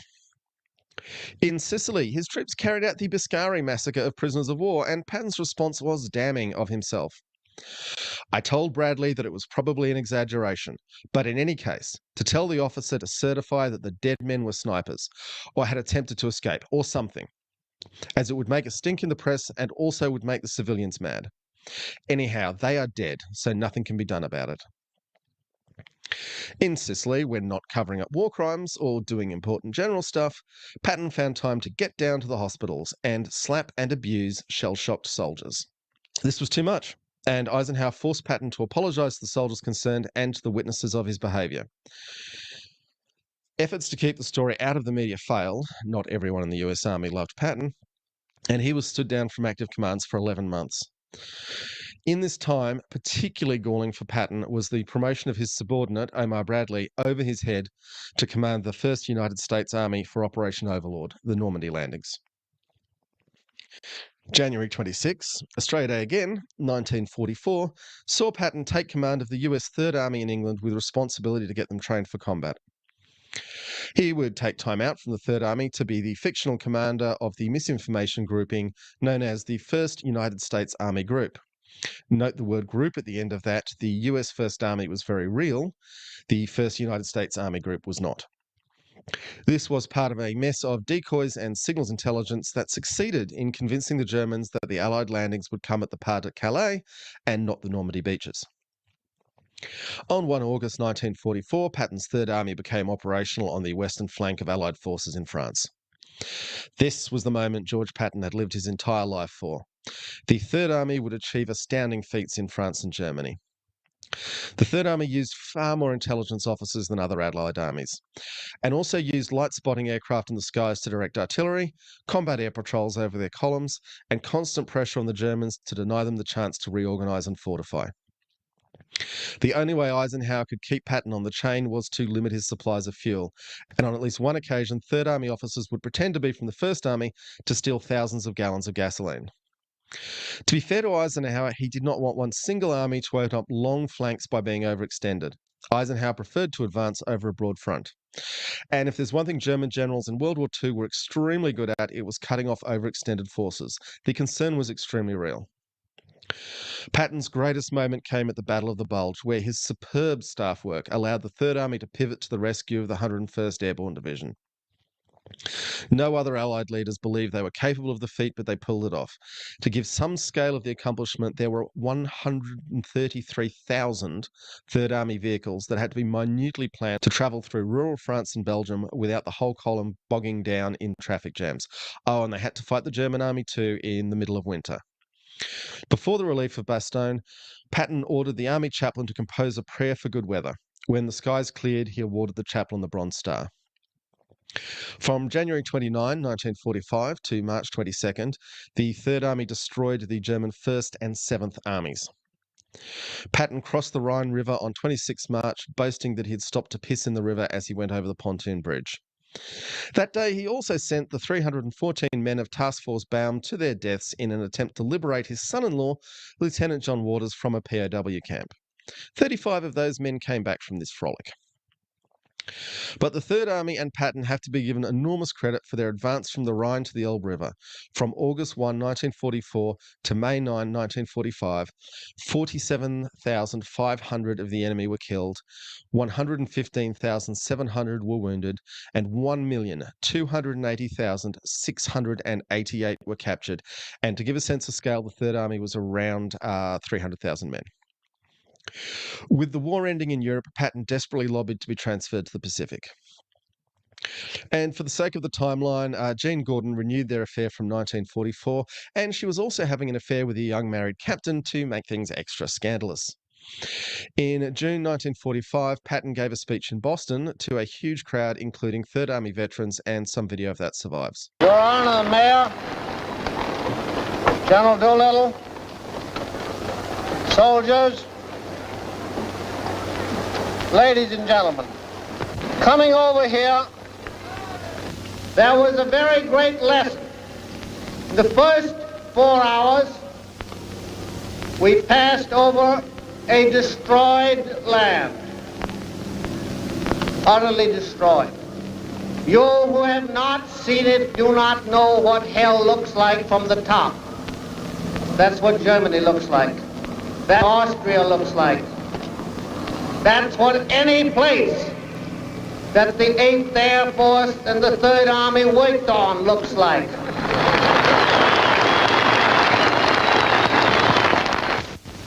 You must remember this, that from Brest to various towns in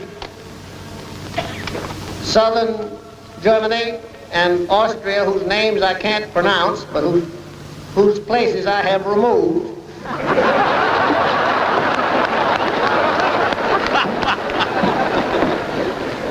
the trail of the 3rd Army and the 19th Tactical Air Command and the 8th Air Force is marked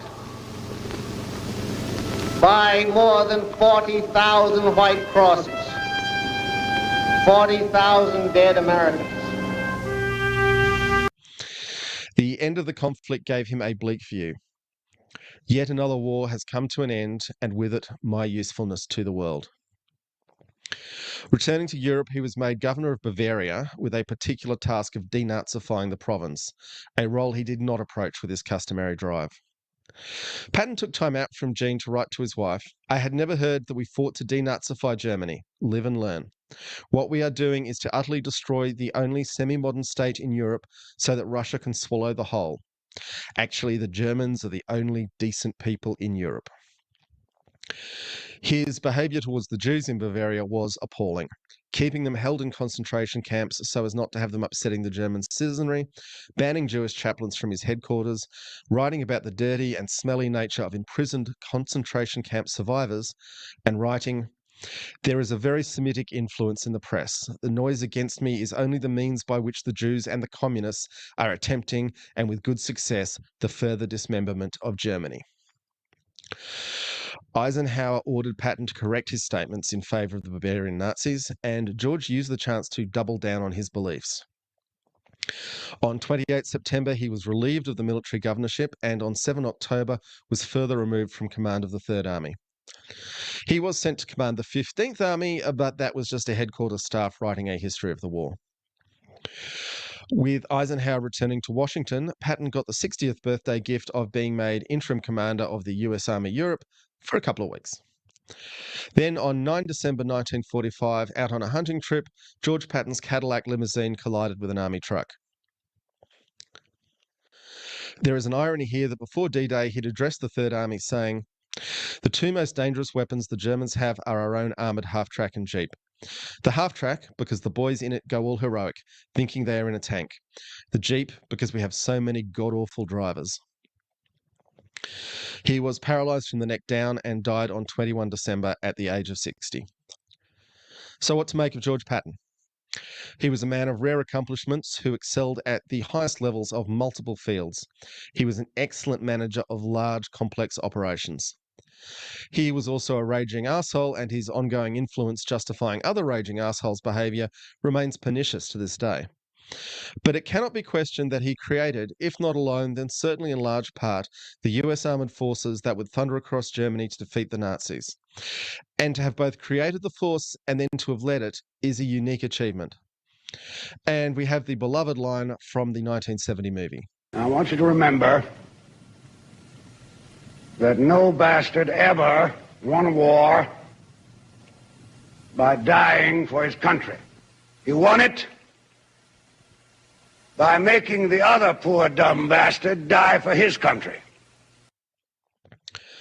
While we talk about that, George C. Scott refused his Academy Award win from the Patton movie on the basis that acting performances should not be ranked. The Oscar statue was given to the Patton Museum.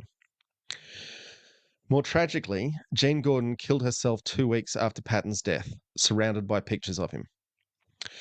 His yacht, When and If, stayed in the Air family for many years before being donated in 1972 for use as a sail training vessel for children with dyslexia, a lovely nod to Patton's trouble with reading as a young man. The yacht was nearly lost in the storm in 1990, but was salvaged and relaunched in 1994.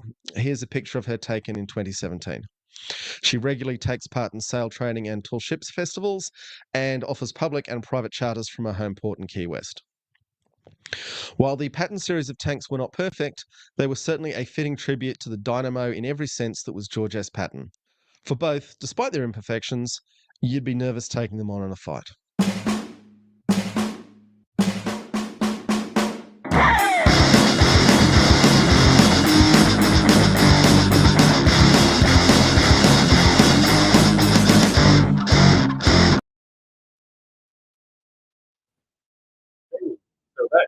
Yay. Please let us know if this is not working again. We're having so much fun over here. But we have beer, and that makes everything fun. Yay! All right. Getting back to the M48. Oh, sorry. Let's talk about John.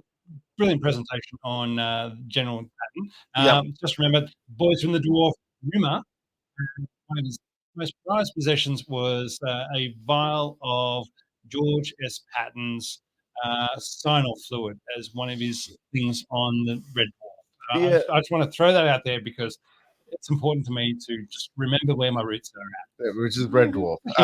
For our American audience, you can probably get it on, I don't know, Netflix. Let's just search Red Dwarf. Certainly the first 4 seasons.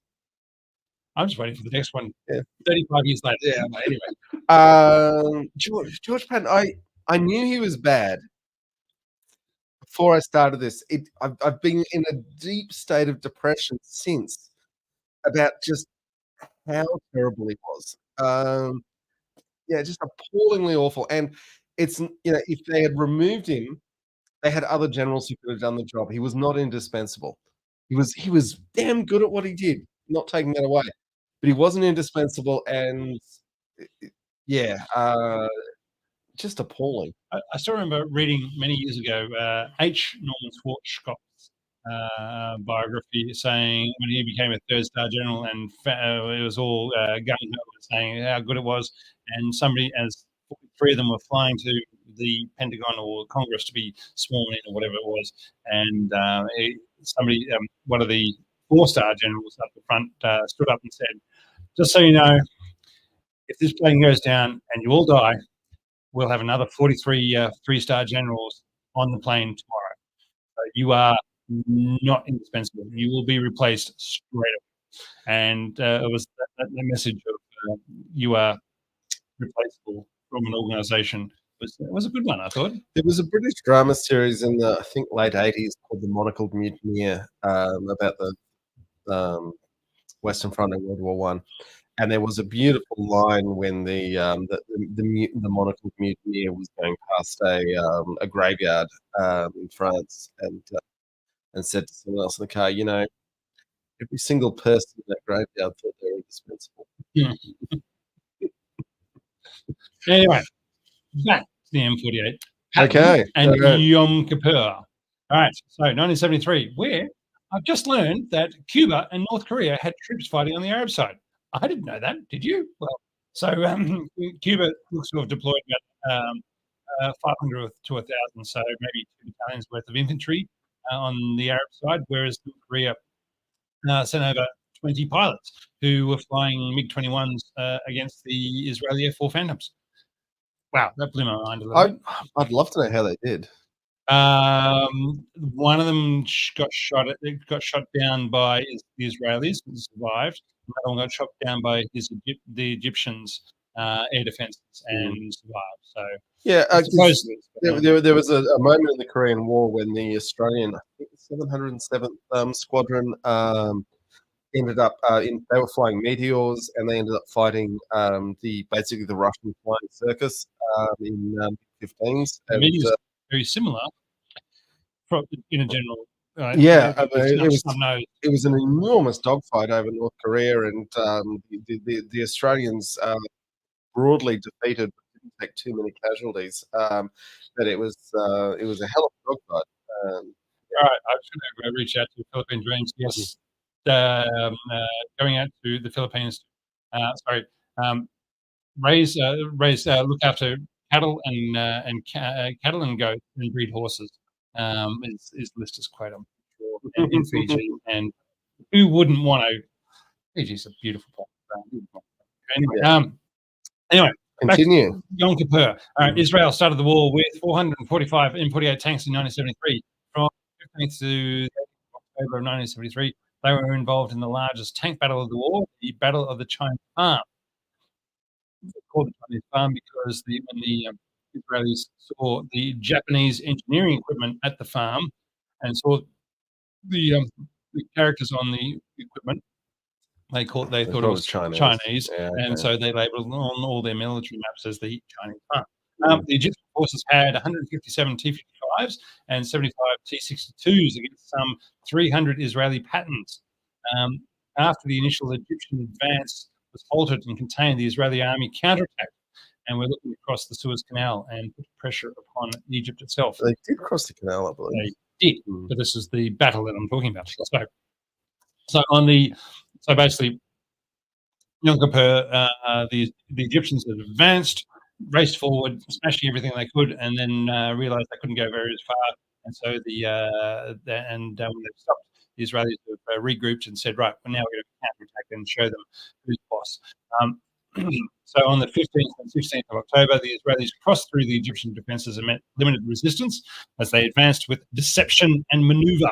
Basically, they did the old I'm going to hit you with this hand, and swung around with the pitchfork, taking him, and were able to, before running into deeper Egyptian forces. So basically, they moved in, got past the initial defenses with nobody noticing, and then ran into further deeper forces of the Egyptians who were dug in for defensive positions.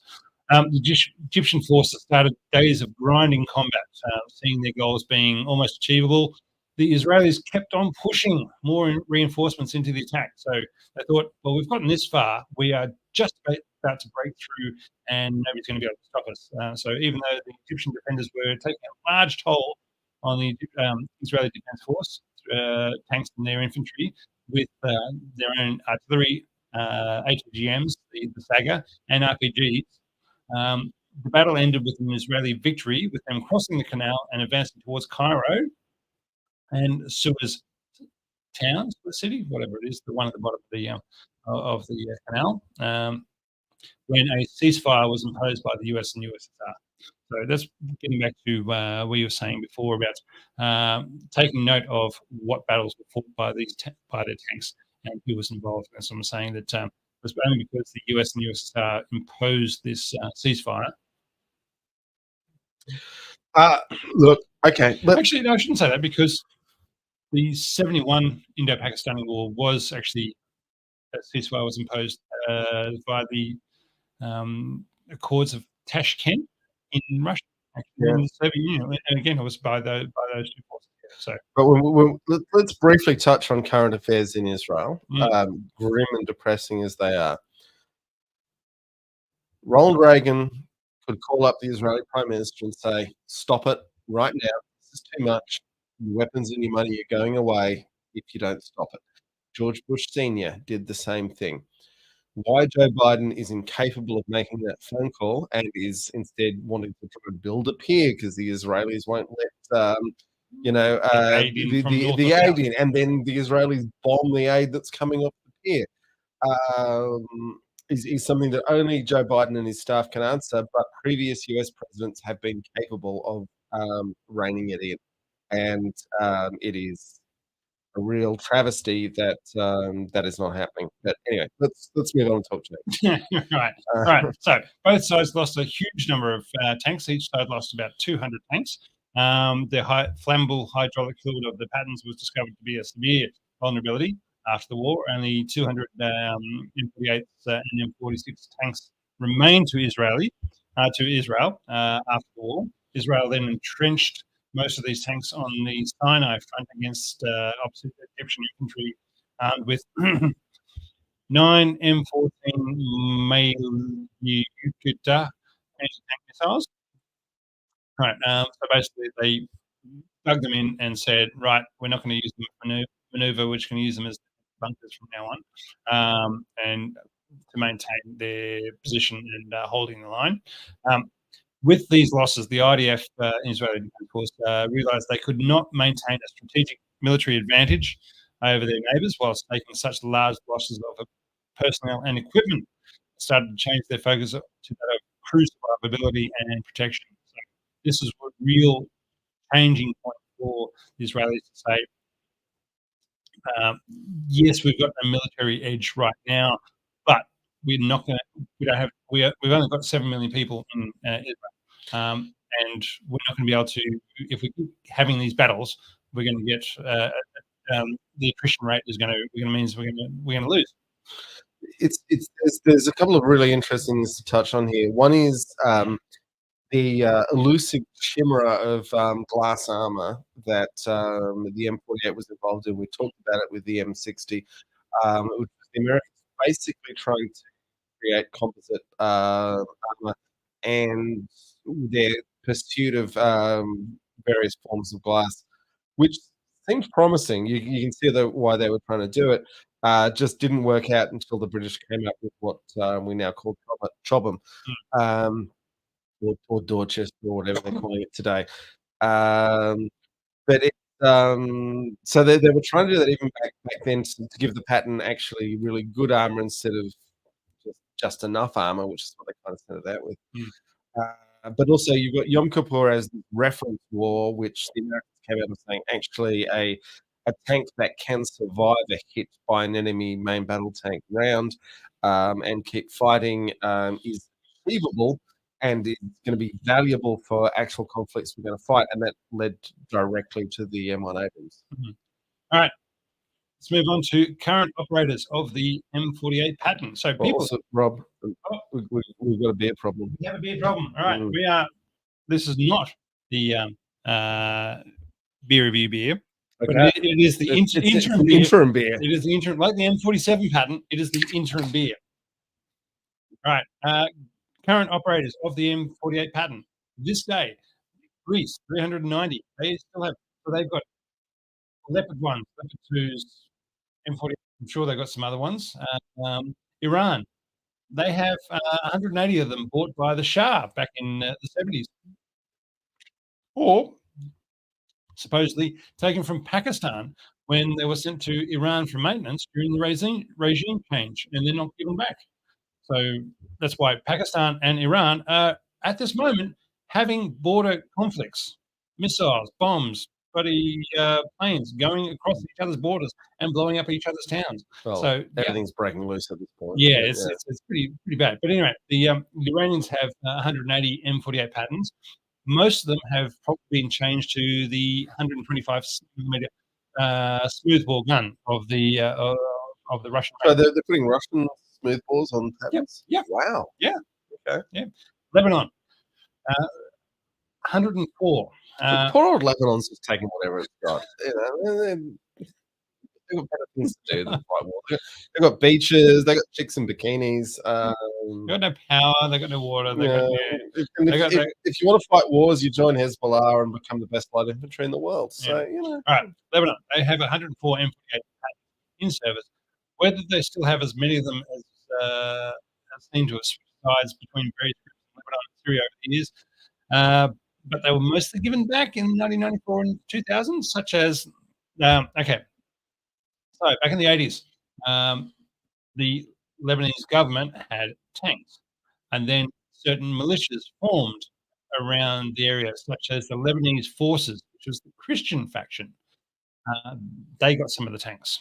The People's Liberation Army, which was the socialist Druze faction.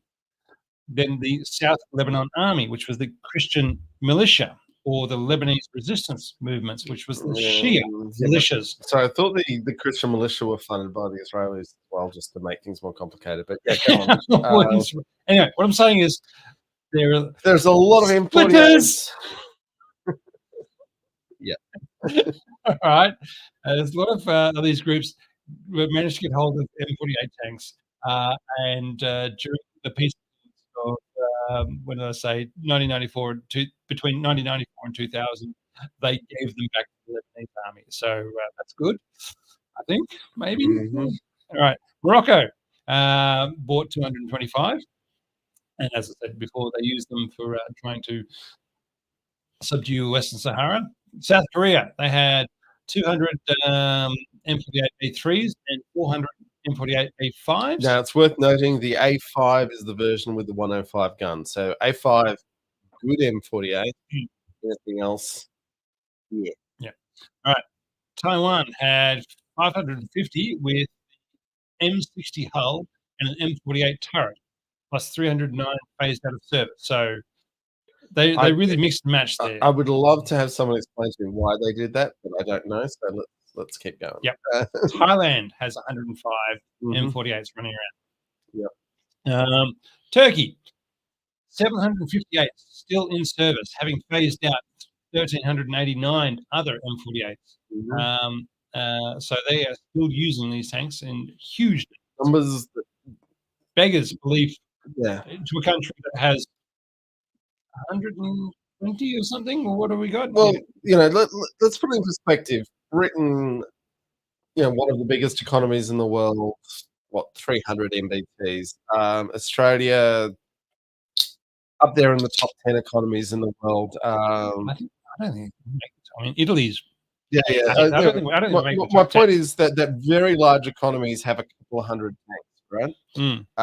Speaking very broadly, and the Turks have just their M48 in active service is 758, and they have all the other tanks as well. I mean, it's a lot of tanks. All right, mine clearing tanks still in service. Germany has 24 M48s.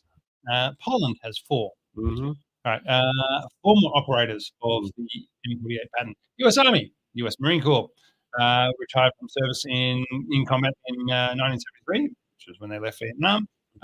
Then used by the U.S. National Guard until 1987. And from 1987, they was then used as range targets until 1994. They were deployed all over the world. So while we say they were U.S. military tanks, they were deployed all over the U.S., all over the world with U.S. troops, even if not involved in conflicts, e.g. Korea, Japan, West Germany, Italy, and available on Marine task force troops wherever the sea took them. So it's not the case that they were only in the US. The US had lots of bases during the Cold War, and that's where they were. Belgium only bought some bridge layers. Iraq only ad hoc use of captured Iranian M48s. Israel, they had 561 Magak RAM, which is their RAM. Magak means RAM in they've gotten rid of all those because they said, look, there's no point having the M48s and the Macavers. We just want to have one tank that we're going to train and use and supply. So that's what they're going to. Jordan had 200. Whether or not that was before or after various conflicts with.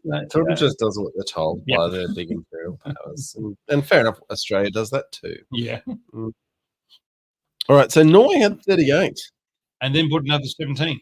Oh, nice. So, Pakistan had 300. Now, I couldn't tell if this was what they had in service until 2002, or if it's included all the losses from the wars with India. So they might have bought a bunch more and then lost them, or that's what they retired in 2002. Portugal, 86 from West Germany in 1977. As discussed, South Vietnam was given 343 from the US in 1972 when they left. 73, but Yep. When they're all destroyed or captured by the North Vietnamese, who used them on an ad hoc basis after the war. North Vietnam, sent them around the country to set up as victory memorials. Spain had 164. Tunisia had 28. Germany had 1,692 in active that's service. a lot. Yeah, I know. Yeah. Especially when you think about it, they had Leopard 1s and Leopard 2s by that stage in active service until 1993. So this was mostly with the reserve units after introduction of Leopard 1 and Leopard 2. Now, I did get an account by a fellow on one of our socials that I think it was their uncle had been in Fulda Gap and had seen the mission statement of the regiment, which was to hold the Russians for 10 minutes.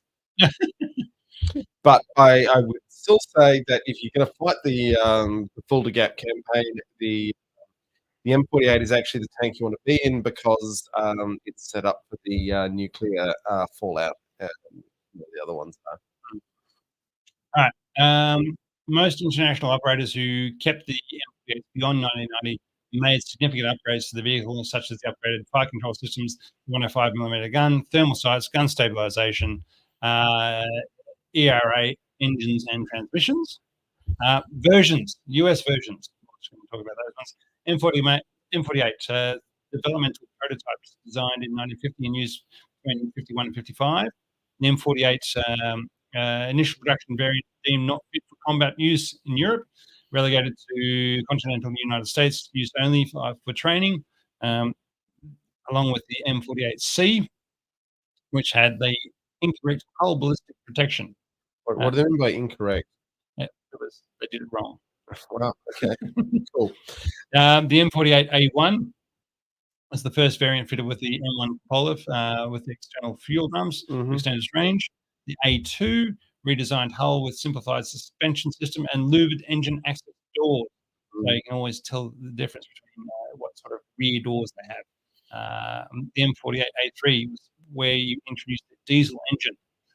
The M48A4. Now, have you heard us mention the A4 at all? No, this time, John. No, which is where they took M60 turrets. That's what the those other buggers are up to. Right, M60 turrets with the 105mm guns on the M48A1 hull. They were not used. That did not work. So rather than putting the M60 turrets, they just said, you know what, which gun in it? Sounds like what we just talked about before, that other countries made it work, but the US did not. No, they were swapping the turrets around, rather than just putting the gun in there. So they kept the M48. There was one country, I think maybe we had up earlier. Definitely, yes, they did. They were swapping. They were using the M60 hulls and putting the M48 turrets on. Oh, the other way around. Well, obviously that wouldn't work. Right. Okay. The M48A5, where they installed the M68 105mm gun, converted to metric measurements. How's that for an American tank? That's pretty exciting for an American tank to go metric. I would also note there was an interesting point when around the time when the M48 was coming to service that the US stopped using designations of heavy, medium, and light tanks and tried to designate them by the gun they were carrying.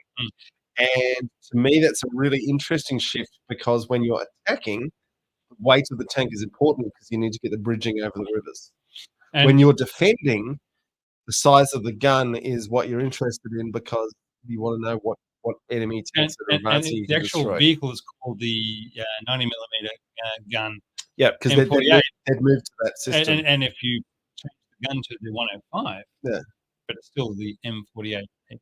Well, you call it by the new gun, I would assume, because it's really important. The idea is that the general who's saying send them over here knows what they're doing, but it's a complete shift to the defensive to categorize the tank by its gun versus categorizing it by its weight.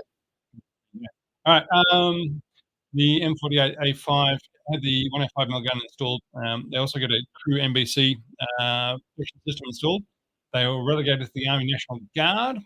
And the QM48, which is when they became target practice from 1987 until 1994, which is when they were replaced in the role for target practice by the M60s from 1994.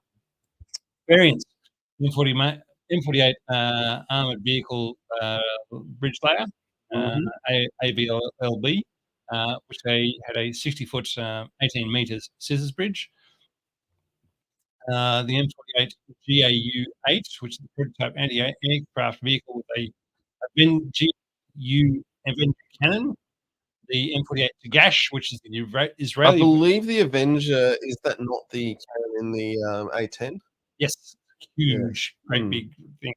Yeah, 30 mil. Not actually as good at penetrating armor as the A10 Enthusiast, have you know, but still a very powerful, very fast firing cannon. Yeah.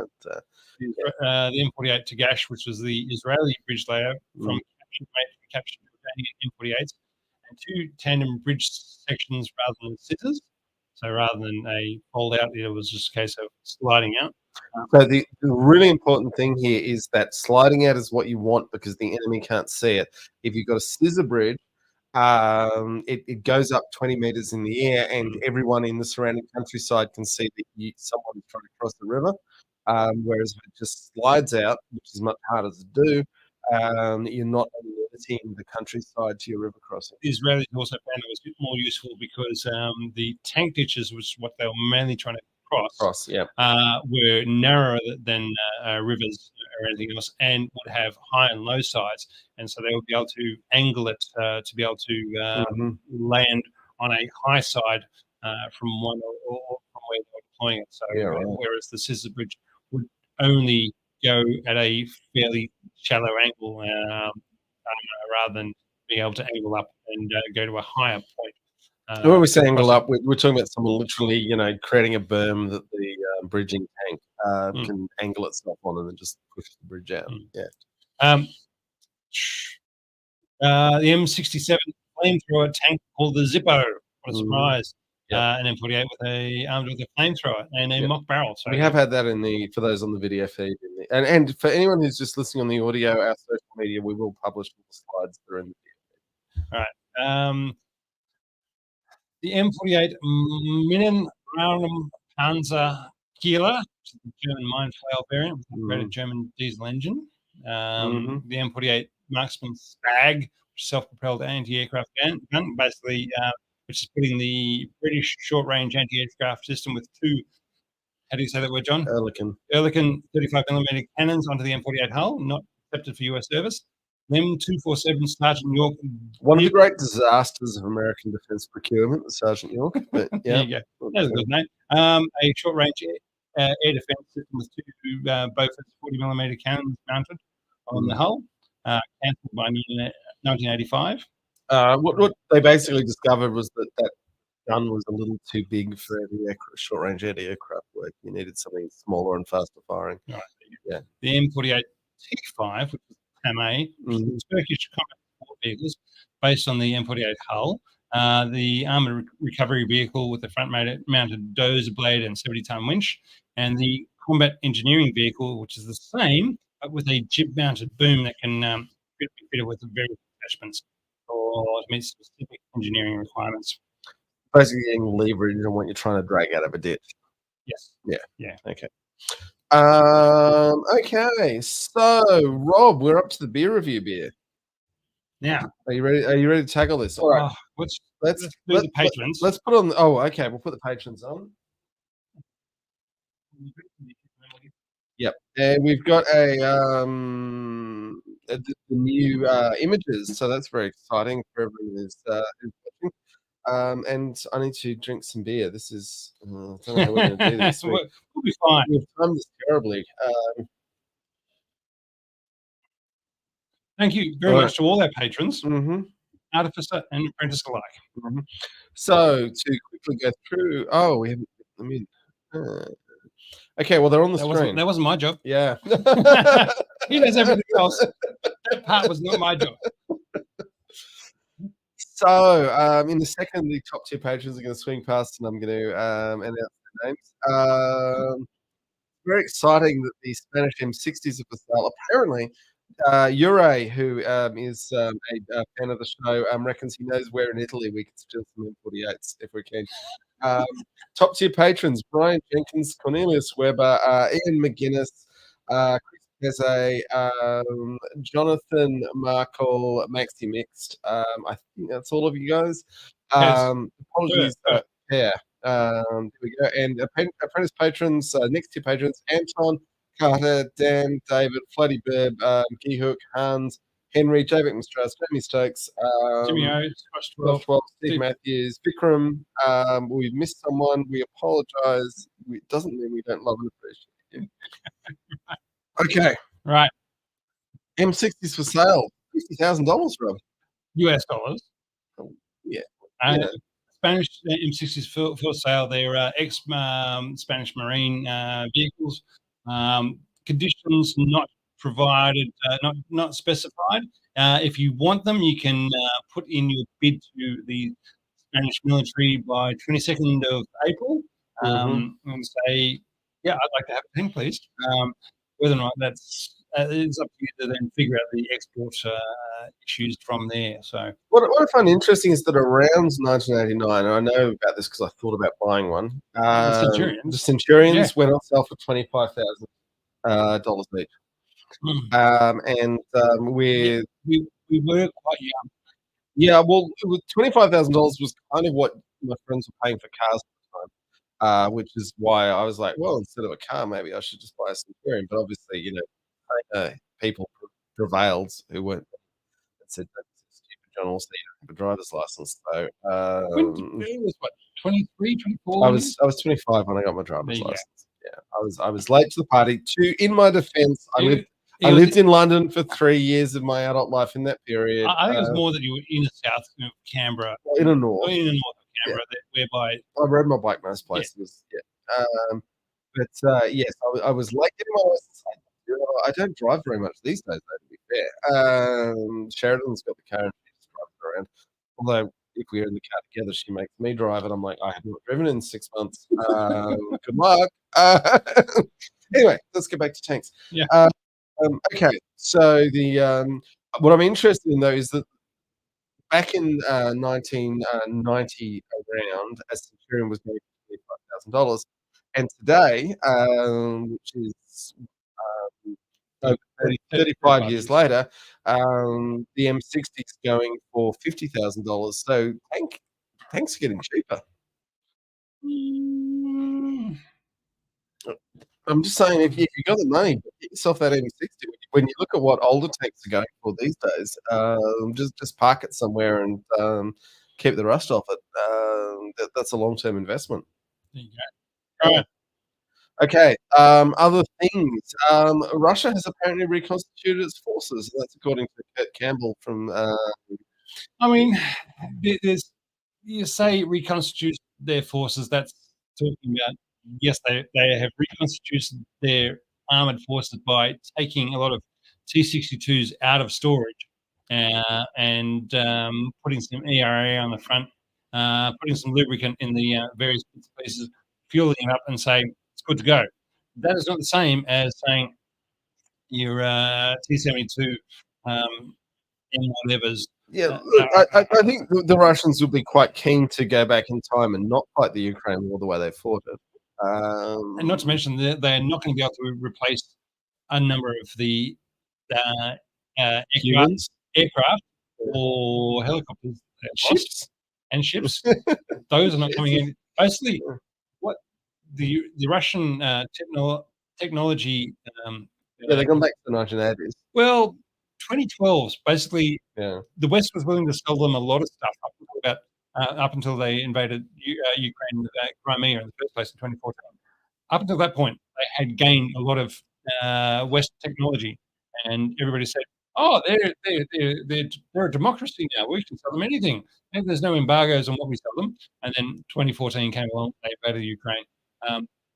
for the first time, and everybody said, "Okay, we're not doing that anymore." So it's a question of they are limited in what they can achieve because they have the embargoes upon them. So I don't really see that as an equivalence of they've reconstituted. They have people power. They have Well, it's old tanks. what they have is the arithmetic of attrition, which is what we were talking about at the very Yeah. start of the war, which is that Ukraine, with its early successes, needed to make a deal early because if you keep fighting the bigger power for long enough, they get smarter and then they just crush you with size. Yeah, which is being shown by the Russians' ability to build their own FPV drones, and they're using them more In their effectively now. Millenniums, or Lancets, Using them more effectively now than the Ukrainians on the tactical front. Okay, and just quickly, my trivia night. We talked about this before. That if you're a tank nerd, you should join a trivia team. Your knowledge will be appreciated and valued, and it will be social interaction with you actually. My trivia night, Rob. Can you believe the question was a picture question, and I go to a pretty advanced trivia night where we get little handouts with all these sorts of things, and it was of.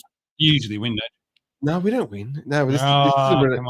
That's not we have never won this trivia night. We came second last time we went, but and we've won some jackpot rounds, which are different deals. Trivia nights are very complicated. Anyway, it was the picture was from the movie Fury with Brad Pitt sitting on a Sherman tank with the word Fury written on its barrel. And if Brad Pitt's sitting on a tank with a short back and sides haircut, that's Fury, right? This is a really easy ID. And my team members were like, "Oh no, maybe it's Monument Man. I think it's He was the Monument Man. yeah, I know that, Rob." And my rage at being questioned on this, it's a tank in the picture. And we had a bunch of new people. What was the actual question? The question was, what was the movie this picture was Oh. from? Yeah.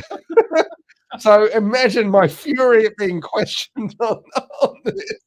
And then I heard one of the people at the other end of the table say, "He runs a podcast about." So I'm like, it's going to take a. This is the thing that I know. This is my subject area. Yeah. Okay. All right. Rob, talk about this beer while we get ready to pour it. So, the other beer we were drinking before. Talk about why we don't have an American beer. This is this is journey. We're on a journey here, okay. Right? So before we had an intro beer, which like the M47 Patton, which was the Stewart River Brewing Company, Hitchhiker's Guide to the Galaxy, because being a proper nerd, when I couldn't find a proper American beer, I said, I like the name of that. And that is the selling point of the beer. And it was delightful. Stewart River Brewing Company is a good local brewing company, and I quite like their beers. And so I bought that one just because I needed a beer as an interim thing until I found the Prancing Pony Brewery Amber Ale. This is from South Australia, but it's an American style amber ale. And that was the closest I could get after visiting 3 different bottle shops in Canberra saying, okay, we've done Coors, we've done Michelob, we've done Bud. I need something else. Sierra Nevadas, nobody had anything close. No James Adams, nothing. No Russian River. Sam Adams. Sam Adams. Yeah. Sorry. Anyway, so we have an Adelaide brewery standing in. And now, Prancing Pony, for those who think about it, is another wonderful nerd reference of Prancing Pony from Bree, which is the pub where the hop. This is a murky brown ale. Very.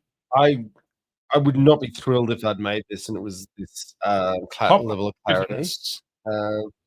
I've met the Prancing Pony people. They're incredibly proud they don't use adjuncts in their brewing, which is a reasonable thing to be proud of. Very tame, always reliable, vegan friendly.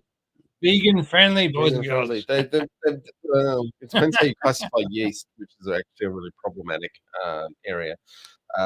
Yeast might actually be an animal, but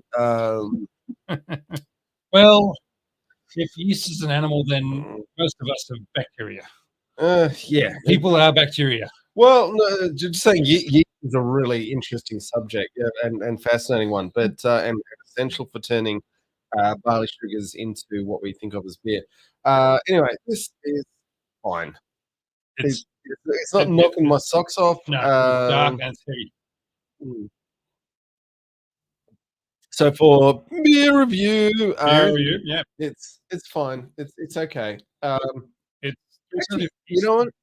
375 ml bottle can, 5% alcohol. $6 a bottle. I'm pretty sure they have won very major awards for this beer, and the more I drink on it, because with amber ales, and I would almost call this a red, but yeah, it's in the middle of the amber to red spectrum. It's often that the hops are so freaking heavy that it makes the mouth pucker, and this doesn't, because they've contained themselves and kept it good. So the more I drink it, the more I actually appreciate it. So if you ever get a chance to try a Prancing Pony Amber Ale, I would say give it a go. It's a really good beer. I only have one though because it's a bit too much chewing for me. Mm-hmm. So Brandon says, you reckon next time we need an American beer, let him know. All right, we'll try that. We'd love to have good American beers, but we just can't. You can't get them in Canberra or where they are. Oh, Rob, beer cartel, Rob, beer cartel. Just Google beer cartel. They'll sort it out. All right. Anyway, Rob's beer purchasing at least it's not a Dutch beer pretending to be a Czech beer. So it has American right on the label. All right. That was the fallback. The only fallback I can get. But anyway, Hitchhiker's got really Jimmy Rivers just opened a cellar door here in Canberra. So I have mixed feelings about that, but they're irrelevant. So let's keep going. All right, I think we're done with the podcast, right? I think so. Yeah, it's been a longish one for us. Thank you to everyone for listening. Hopefully, we've got some audio that'll be useful in the podcast. I'm really feeling nervous about this, but okay. On this note, let us say goodbye to everyone. Thank you for listening to us. And if you want to buy an M60, make sure you get your bids in by 2nd of April to the Spanish military or whatever it is. Yeah, and invite us to come for a ride. That would be awesome. Graham is selling his Stuart as well. There you go. So good on him. If you want a beautifully restored Stuart tank, our friend Graham is selling his. Although he does want $250,000. So I say good luck, Graham. With put the work in. Yeah, and also Stuarts are at least they're a moderate weight that you can actually take it to places and get it on things. Yeah, it makes sense. Anyway, all right folks. See you next month and take care all. Yeah.